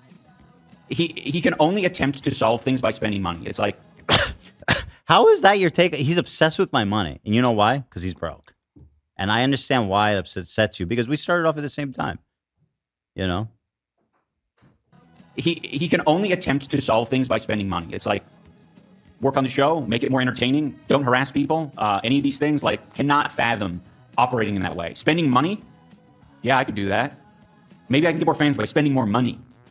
I can only, that's the... I mean, it was calling out of known. Are you going to acknowledge that? Or is this just you being mad about being poor? Only resource I have. Friends? No. Friends? No. Money? Yes. And enemies list? Growing by the day. How is that his take? Is it's just about me being rich? Like, bro, are you counting my money? Do you want my bank statements? I'll send you my bank statements, bro. It's not going to make you feel better, though. Guarantee that. Not sure if you've read the Medium article from someone who worked for a marketing company contracted by H3. They dropped in the industry since 2018. I mean, come on. He's bringing up this like ancient, total obvious lie about how someone in a you remember this? Someone in a marketing company. They and totally I was like, made up. I was like, I need you to call everybody anti-Semitic and Yeah. remove everybody on the internet. And it's like from ages ago. It's just a total made up like Post from a random Reddit account that Yeah. like has never posted since. One time, never posted since. It's like so pathetically. and I don't know why every once in a while people bring it up. Like it's the most It's made just- up like It's just story. dumb, desperate, weird crap. It doesn't even like just look around the internet. Literally the softest criticism. Like the Are we person to talking point about to- the James Charles billboard? He's just you're possessed. You have Ethan derangement syndrome. I mean, your walls, just like the bull. Not there to have sex with anyone. I mean, not. I mean, metaphysically, I'm not the bull. Obviously, it's not a job I'm interested in personally. I thought you said the bowl. I thought you were making a popcorn joke. No, the bull. Oh, They're in the bullpen waiting, like a whole team of them. I'm not there. for something like that is, I think there's two people. One is Brittany Broski. Like just like disengage. Well, actually, I'm a great example of that. Like literally just not wanting to get involved and just staying disengaged. Me and Anisa were both harassed endlessly. And then You're a great example of what? Wait, hold on. He goes, I'm a perfect example of when you disengage from Ethan, your life goes great. And the content cup was what? Disengaging, baby. And also his life is going great. And you're talking about the billboard right now. Why? He's basically in a hole in the tundra. This is his great life. He dug a hole in tundra and is streaming from a dark, damp, freezing cave. His criticism. Without like, socks. The person to point to for something like that is, I think there's two people. One is Brittany Broski. Like just like disengage. Well, actually, I'm a great example of that. Like literally just not wanting to get involved and just staying disengaged. Me and Anisa were both harassed endlessly. Why was that, Ian? Why were people angry at you? Right? Why does he bring up Brittany Broski? I did 2 podcasts with her. That was my entire association with her. And then Brittany Broski was another one where it's like, she won't even answer text messages. So now I'm going to talk about her on my podcast. And then who's the other one? Vanilla Mace. Vanilla Mace? I have no association with Vanilla Mace ever in my life. Did they harass Brittany? Yeah, I mean, basically. Bringing up. No, not at all. The fact that she won't like text them back or some shit. It's so cringe. Are we talking about James Charles? Like, loser. He goes, yeah, he's calling out Anyway, I'm really the victim in all this. I'm glad I disengaged. Bro's practically a White Walker with where he lives and the amount of lobotomizing that's been committed on him and the brain damage. But yeah, like so many of these people, they haven't done anything. They're just trying to stay out. And they bring the hate. You're a great example of trying to stay out. This man literally said, I'm meant to crawl around in the with Ethan. Oh my God, this is so concerning. And now he's like, I'm the victim. Anyway, the point is that No matter how This you started spend off- your money is not okay. If you buy watches, it's not okay. If you spend your money for activism, it's not okay. No. Hmm. Cool. I'm glad they're so concerned. He's definitely not jealous, though. No. No. How do you feel about the billboard of James Charles? It's stupid. It's How did you get from this, right? Ethan spending his money to call it a predator seems like objectively good. To I'm the victim of harassment. Shut up, greasy faced. Why is eyes so close together? They are unusually close together. Yeah. Shut up, Tom. Shut up. It's Oh, true. yeah. It's the Fair truth, enough. bro. I don't know Fair what to tell enough. you. Fair enough. I love his ambient lighting. You like his ambient lighting? He's just one strange pink light in the background. Oh, you're asking me? Yeah, I It's know a- you're the it's a- ambient lighting guy. It's a start. I think there's another one to the left as well. I don't know what's his budget's probably pretty minimal, right? It's pretty impressive, like how he can make even a pink light look so sad. Hmm. Yeah. Quite a talent. Let's see what else we got. Where's the dragon one? That fucking awesome. So number 16 and the, So he started and he's trying to become a VTuber. or 17, my bad. Like a burnt peanut. And he bought a $3 dragon VTuber skin. Now, you guys may need some mental preparation for this, so You know what? I didn't hold see- on to your seat. I haven't seen this. So he's Hold this on is- to your seat. This is his new streaming persona. New career unlocked. So this is him, and he even references burnt peanut. This is him trying to find a new, vertical in streaming. All right, I can't. This is not a joke. If you don't keep this up, I'm not resubbing tomorrow. Please. Please, I need your subs. Look at this, the Denny's patrons. They're rapidly declining. We need your subs. We need them now. Begging. Okay, hold on. So that's really just the tip of the iceberg there. I want from the beginning. The whole first 5 minutes is where it's at. Whatever. The bigger, the worse it's sex. Mm. Like a lot of men that have. Just the premise alone, he's trapped. he's trapped from the beginning. She's already him. Either he A is bad at or B has a tiny. There's no escape. There's no escape. There's no escape. She's. Why are you doing this? God. I don't know if chat can back me up. Nope. Back me up, chat. Perhaps gay men, whatever. Gay men? Why are you even going there? Hey, gay dudes, back me up. The bigger, the worse it. Like a lot of men that have huge. He sees the trap breaking laid. the Richter scale Where do we of, go? Like the worst in bed. That's. I'm just saying. That's Yeah. what I've heard. Choose your own adventure. Why Do are you A, saying it? Admit to having a small. Or B, get defensive and claim to have a big, but not be able to please your wife. Choose Why? your own path. Lena, if you ever Or put split the me in a difference. box like that, Terrible at and tiny. Maybe I'm bad at all. Or all right. So anyway, so what path does he choose? Let's see. Hey, this guy, terrible at. Terrible. So he at- took the big. So Okay. So he's got a big, but he can't please her. And the way she talks, she's like, dude, they are terrible. Like, I have never come once to a dude with a big, it's just No. impossible. He chose incorrectly. terrible at. Terrible at. Say it. now, now help him, Anisa. He's scared. He's frightened. He's threatened. His masculinity is threatened. Throw him a lifeline. 9+, 10+. Uh-huh. It's like they. Oh, she's like, oh no, I'm talking about dudes with actually big dicks. Not like you. Not you. think they're a gift, so they don't Uh-huh. put in any work. Yeah, it makes And sense. they're How many 10 inchers you slept with there, girl? How many 10 inches you got lined up there? That's also Gorgeous Gabe, huh? That's also uncomfortable because we just know people know who her boyfriend before him was. True. Well, and also that so she's he's getting like- railed constantly by bulls. Nah. Like I Gabe, don't know. don't call him Gorgeous Gabe for a reason. She said he was like Godzilla. Remember? Yeah.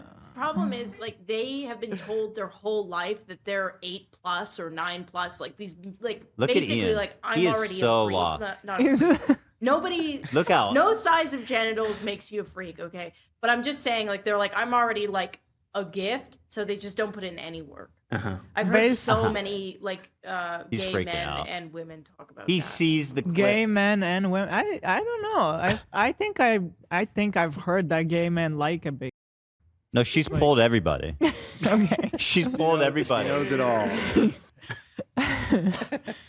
She's like, not me. I haven't had with dudes.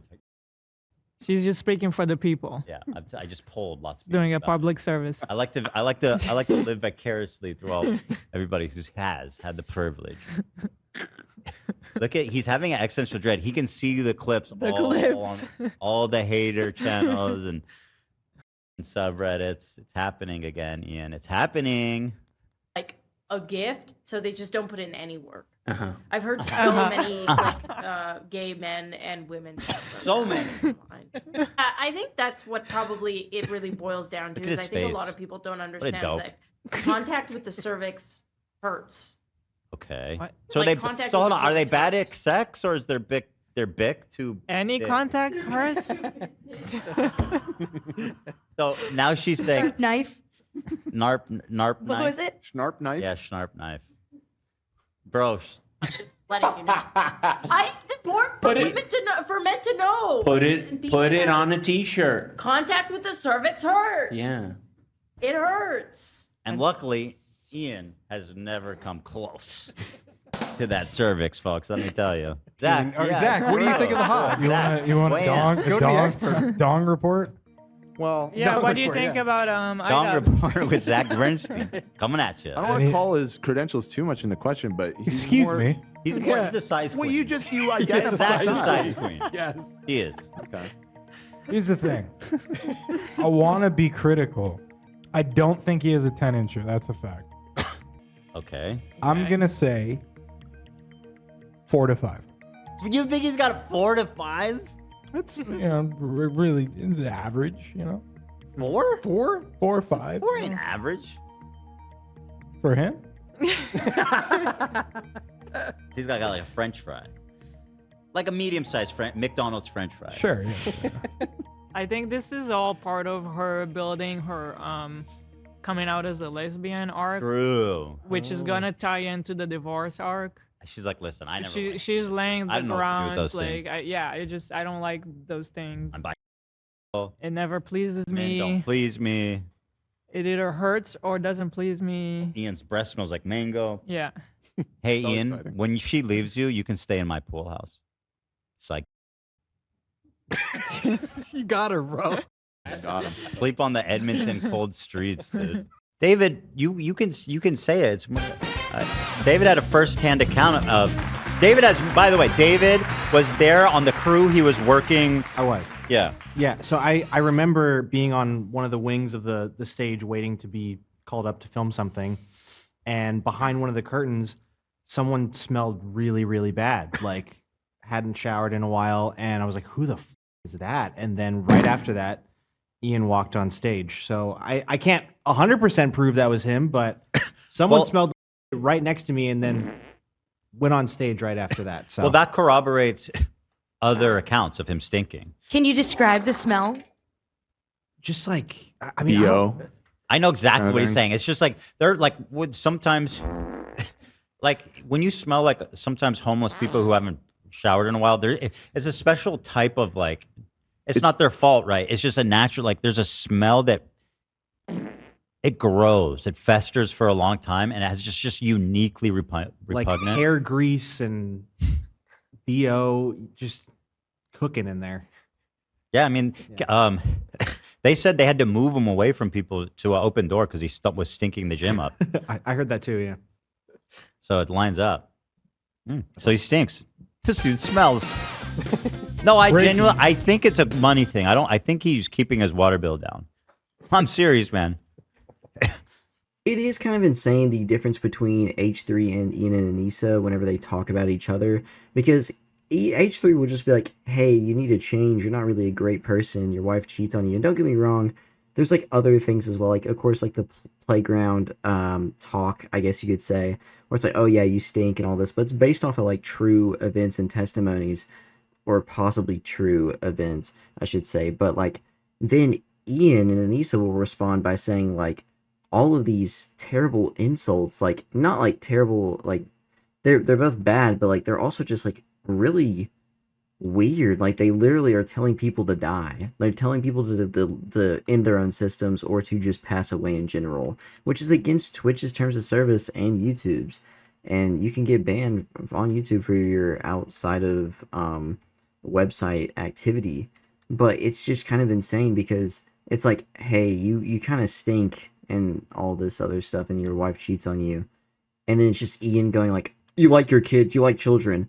But also, that's another thing too, is that Ian wants to say that towards him, which I think, you know, of course, H3 should respond to that. But he could easily respond to it within seconds. Within 30 seconds, respond to it, and it all basically be cleared up. And maybe he will in the future, I don't know. But also, I don't know if he follows Destiny or if he knows about this claim even existing. You know what I mean? I mean, he's not going through the Reddit himself. He doesn't watch the Reddits like Ian and Anisa do. He gets people to do it for him. So maybe they're hiding that post from him, or maybe he's responded recently. I have no idea. But the difference here is so insane, and one of them is like straight up lawsuit worthy, and the other is just like fun little games. And while editing this, I have not been very happy. I've been very like stressed out about trying to get this out on time and everything. And then I get to this segment right at the end of the video, basically, and I laugh so hard at these clips of H3 and them dogging him, because there was like a couple of those lines that made me laugh so much, and it felt really great.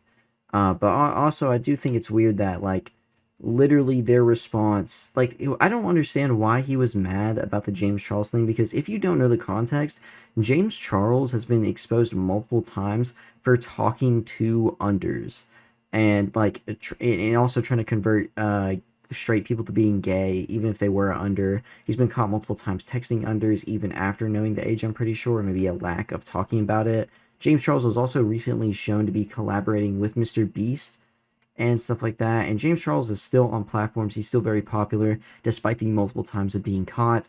And, you know, there's been multiple people to come out about it with good proof. And he still gets a platform and everything else. And it's been very weird. And I'm guessing H3, I seen that he put out a billboard. I don't know what it says or anything. But to be upset and to act like it's a weird ordeal or whatever, especially with iDubbbz's current run, especially in this video of showing off Destiny, showing off other creeps, to be projecting about H3 being a creep and stuff, then to defend another guy in here, James Charles, who's been exposed for this, and say that, oh, it's all just for money or whatever. It's very weird and very suspicious. It's so strange, and honestly, I can't think of who to call. I thought about the Epstein question again. I can't think of who to call him. I thought about calling Anisa the Bonnie Blue of YouTube. I thought that was hilarious whenever I thought of it originally, because that is just so insane. But like, I still don't know what to say about Ian, who's like a guy that just lies all the time. But I wanted it to be like Epstein related, since he talks about kids or defends kid likers so much. But yeah, it's just insane, the difference between their talking back and forth, where it's just Ian and Anisa lying and projecting all the time, and it's just H3 and their crew laughing, cutting up, and making fun of them in like the simple ways, but it's so more lighthearted and more entertaining and more truthful and correct. And Anisa, just to end this segment off, Anisa is also supposedly having her own character come soon. I forgot like what type of character it was supposed to be. But also, these VODs, I don't know if it's specifically this one or not, but the VODs of him being a VTuber, or like at least the first one, are now deleted off of his Twitch account. Probably the one where he, you know, tried to say all this stuff about H3. I don't know exactly for sure, but it's either because he hated that so much or something else. Community questions, comments, and concerns. This is a section I do on iDubbbz posts and other ones as well, where I just add in community input. You all can respond back to it, and I also give my opinion on some of this stuff. This first one's by Mr. Jodel, saying, genuine question for Ian. What has improved in his life since he met Anisa? A while back, Sam Hyde compared Anisa to Yoko Ono, which I don't get this reference at all. in the same sense that everything she does or gets involved in just gets worse straight up and just gets destroyed. Even though I don't think it's fair to completely blame Anisa for Ian's declining success because Ian basically let it happen himself, I can't think of one thing that Ian is doing better than before since he started the relationship with her. I guess his answer would be that he is more empathetic and cares for the less fortunate, but in my eyes, he just paints himself as a wiser iDubbbz while just playing Hassan Politics team and completely ignoring when he's in the wrong, which happens often. By the way, his whole empathy thing is not real at all. I don't know if it's obvious or what. Like I talked about before, I think I'm not even trying to be that guy. I'm not trying to be one of those type of people. But whenever I talked about it before, they've been together for what, 10 years? And his videos started doing bad near 10 years ago? Like 8-7 years ago? Like, it was weirdly a super long time ago he started his decline. And it was weirdly enough around the same time that they were together. Like, I only say this because I actually have the proof and I actually have like my own statements previously about this. But I do think that like his content and everything declined whenever she came around. Because you literally can go back and look at the videos that I talked about. I was like, yeah, the video started doing really bad around here. I didn't know that they were together for 10 years, so. Next is by Deleted saying, you're like Leopold and Leob, two sociopaths. You know it's true, you just don't have the guts to admit it. Next is by Muddy Scarecrow saying, has anyone else noticed that Anisa has to pretend to be an expert in everything? Like, seriously, almost every time she talks about any given subject, she speaks about it like she's a hardcore expert with insights that nobody else could possibly have. Expert kinesiologist who knows exactly what Ian should eat to be a perfect boxer. She's an expert on Muslim culture and knows everything about the Iranian man who lives in Iran is lying about Iran. She's an expert on reptiles and knows that you can make chips out of baking snake skin. It's just the longer I hear her talk, the more obvious it becomes that she desperately wants to sound like the most intelligent person, to say the least, in the room who can school anyone in seconds. But also, the longer I hear her talk, the more I realize she actually has no idea what she is talking about, and it just makes her seem even more moronic as a result. And someone just commented down below, and I just agree with it. She's a narcissist, and that's why she does that. Next is by Mad86645 saying, Ian fell off so hard in 1 year. In January 2025, he lived in Seattle, could still afford to eat at Denny's, and just had announced Creator Clash 3. In December 2025, he is plateless and sockless, shilling for Iran in order to earn just enough to keep himself from being thrown onto the Edmund streets in winter. Not that I'm saying CC3 was ever going to do anything but fail, just saying how far back it was. And yeah, Creator Clash 3 was like a huge mistake anyway. That was something that should have never happened. And then they attempted to make it happen and then completely tanked the event. Lazy_public_163 says, what caused Ian to lose it? I'm trying to think of what caused Ian to slip. It feels like almost every Lolcow has a moment that really triggered their decline, like Boogie's divorce and Daniel Larson's grandma passing away. But I'm really having a hard time thinking of what it was with Ian. I know a lot of people think it was Anisa, but it seems like Anisa didn't really start negatively affecting his reputation until the OF situation. I feel like she was affecting him behind the scenes. Like I said, the videos got really bad at one point, or like started declining at one point, I should say. And that point was a little bit after they got together. Like either a year or two, or maybe like around exactly that time. I don't really know if it was... I don't want to give all the blame to Anisa. It is also Ian's fault, but I don't know really what would have done it. Maybe you all know in the comments. I tried to look at the comments, but the top few didn't really give a good answer. Live Acelot said, did anyone catch his recent stream? He's not looking too good, with a pretty funny picture. By 1521 MS saying, and it's back on the market, showing that their old house in Washington is back on the market for $975,000 for what looks to be a really small house. I don't know if this is like neighborhoods or if it's like right in like near Seattle or something, like really in the city. The house looks nice though, I'm not gonna lie. Just from these two pictures I've seen, it looks like a really nice house, and it sucks that they just gave it away, especially because like there's only two of them. Like, this house was enough for them. There's no reason for them to move. And if you put all that money into it, like, I don't get it. Like, you want to live there, you do the renovations to make it more of your own home, and then you just leave it to go move to Canada for whatever reason. Next up, by Buttered Bread Slice saying, does anyone else think about how crazy it is that modern iDubbbz always ends up platforming who he doesn't like, and it ends up popularizing them as a result.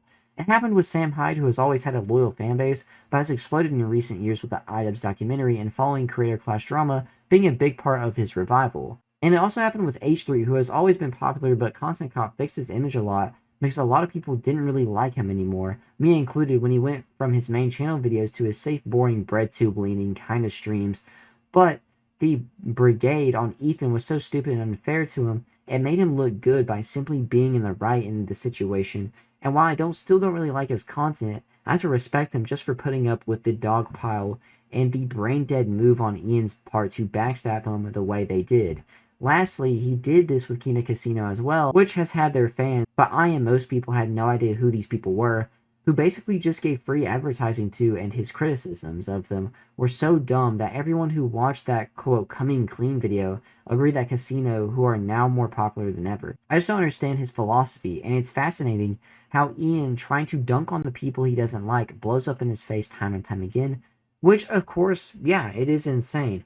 I went from being a huge person against H3H3 to supporting him because of this. Now, I don't like full-on support him. It doesn't mean I believe in his views or whatever. It just means that in this situation, in his opinions regarding iDubbbz, I really strongly agree with him. But of course, I'm not going to be like the Hassan fans that they self-admitted. If he does wrong or if he has a bad opinion, I'll call it out. Like I said before, I thought his drama with Keemstar should have gotten him banned off of YouTube. I think in my older videos before this, I wanted him to be banned. I'd talk about it. I'm like, H3, who needs to be banned off of YouTube, and then go on talking about the topic. 321 me 123 you 123 says, Anisa is the only reason this is entertaining at this point, in my opinion. I never thought I'd be saying this as a former iDubbbz fan back in the day, but he's truly such a boring, soulless person that I genuinely think if it wasn't for Anisa humiliating him, I wouldn't even keep up anymore. He is so uninteresting that his solo felts put me to sleep. It's the dynamic of his wife embarrassing him that makes it funny. At least she has some sort of energy that makes up for his lack of anything else, or everything else. Even in Ian's mullet phase, he had some soul left in him where you still wish the dude could escape his wife. Mullet Man was able to converse with other YouTubers while on X live streams like Keemstar, Sam Hyde, and others during Creator Clash. Now he's so far gone with his little safe space in Canada, I think it's over for him collaborating with anyone, which is a massive part of his success on the internet. I'm sure Max and Chad just want that guy to figure it out, loosen up, and be a normal friend. Ian's probably burnt that bridge by now. How do you even mess up that relationship? Two of the most chill, moderate dudes ever that both transitioned from edgy content to just being funny and memeing on camera. So sad, man. People have been saying that although they're both boring, Anisa does make it interesting and entertaining. And yeah, I mean, she does have more energy behind herself because it's all her idea. You know, it's all what she wants, right? And Ian kind of just sits there, says, and rolls his eyes a bunch of times, and just has the worst opinion possible. While Anisa is truly just unhinged. Ian is so down and depressed and just, has really bad opinions. And then you have a woman who's legitimately crazy who sits there and spazzes out on camera. Strong_emergency3410 says, somehow I just realized how utterly disgusting this is. Hassan is always eating, talking into the mic. It would have years of half-chewed fast food and spit all over it. This man deep throats it. Bro, this is exactly where Ian wants to be. You know that quote where it's like, don't stop him. He's exactly where he wants to be. That's Ian in this situation, deep throating Hassan's microphone. Tasting the spit, he's like, I was so close to kissing him, man. It was basically like me having my tongue down his throat, where I had his wet, sloppy food bits and spit all from his microphone in my mouth. I wonder if they cleaned it afterwards too. I think Hassan reacted to that clip just kind of shocked and was like, oh, what? He looked disgusted at his microphone for a second. It's so funny to think about that, Hassan's probably weirded out and grossed out by Ian trying to be a little bit of his old self from deep throating the microphone. Next is by Smart-Piece-667 saying, if Ian was a video game character, what loot would he drop when you beat him? Someone said just XP, no loot. One person said a uncut bagel, heated socks receipt, and snakeskin chip, and a ball gag with the words cuck on the front. One person said like a bunch of like tattered clothes from a slave or something like that. It was like a video game reference. It wasn't supposed to be anything else. I made that sound way worse. Next is by professional-fig-749 saying, I'm sorry, but I'm not sure how the sub feels about speaking about Dane, but this guy is just so annoying. He enables all their bad behavior on the podcast. He just is as spineless as Ian and Anisa. Just a complete yes man no matter how you slice it. Just like Ian, he's massively unassertive. And yeah, I think that, you know, he's kind of secondhand a violent extremist as well, just like Ian and Anisa. Especially if you're going to be a yes man, you're going to be annoying. There was no point of adding Dane into this at all. I don't understand why he's there. I really don't. Next is by solo_lift saying, justice for Fiona. She's already been replaced with a bunch of reptiles and is being neglected. She's also supposedly sick or whatever. And yeah, it's sad. This is like the creepy TikTok family where they got Jackie and just completely ignore their reptiles who they really misuse because they're in terrible living conditions, by the way, which I've talked about in one of my more recent videos on them. And I just feel bad for the dog, you know? I hope that dog goes to a better home, honestly. They need to give it up. Bunny_8008, boob, Anyway, saying, Ian and Anisa watch Slop2 videos going to bed. I remember on Kino Casino, they constantly mentioned the fact that Ian and Anisa watch negative videos on themselves to go to bed. I think I remember that as well, but don't remember when or where they said that. Does anyone remember or have the clip? And if this is true, this explains why they're so miserable. They consume negative content all the time. Ian also admitted to, like, watching people, like, dogging on Joe Rogan is what he said specifically. Like, he, like, would wake up and him and Anisa both would sit there and watch Joe Rogan and talk bad about him and call him dumb. Like, their whole life is surrounded by negativity. Whether it's politics, whether it's them hate watching something, like people that don't like them, like videos like this or videos on whatever else. Like, it's so weird to me. End. I had a whole other segment to put at the end here, but I honestly forgot what I was going to say for it. It was going to be like a psychological breakdown or thought process of Ian. But this is the end of the video, and this is a part that is kind of important to me to talk about, which is don't be like Ian and Anisa, okay? These people are trying to make you fall into a trap, and they've self-admitted it and have now been very public about it, especially in this video. They are trying to spread hate and negativity, and they want you to be hateful and full of, like, political psychosis. To put it plainly, they are already stuck in political psychosis where everything has to be political, they are extremists and everything else, and they want you to also be that way. They want you to be miserable 24/7. They don't want you to consume entertaining content anymore unless it has like some quote entertaining, unless it has some political agenda to it. And I would heavily recommend, you know, like you can control your own For You page, you control your own algorithms.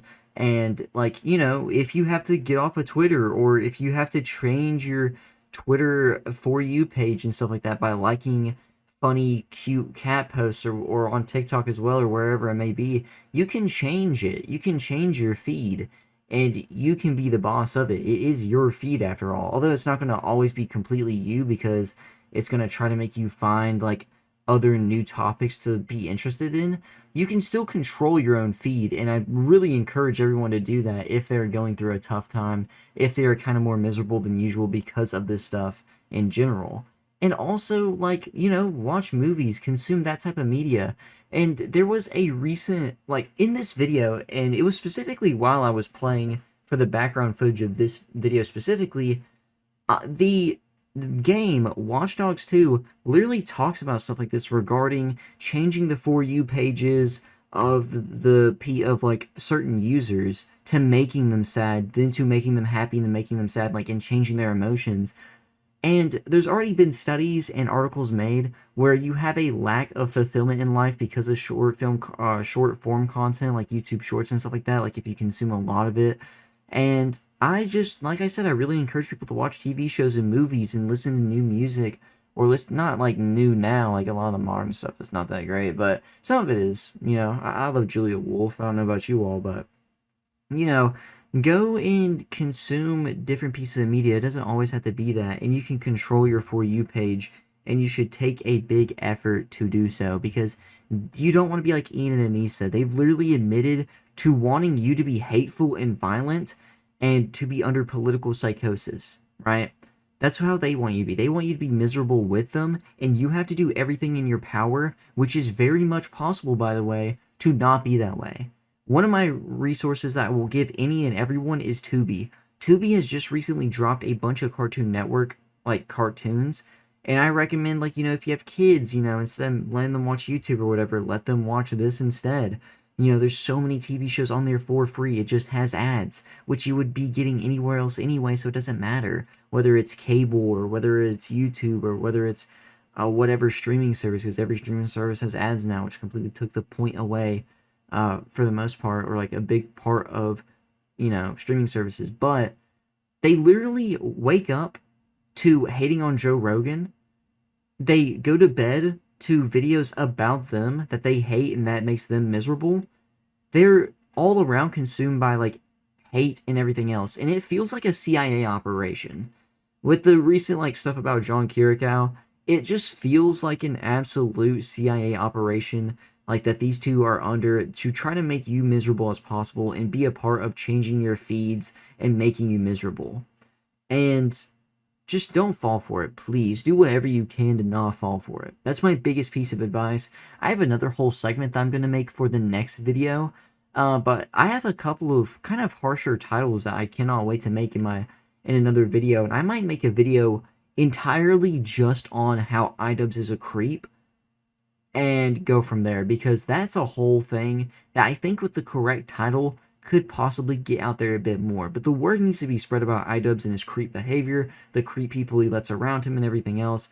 That is stuff that's also very important, and hopefully maybe next time I'll be able to talk about like the psychological in-depth analysis, my own, of iDubbbz.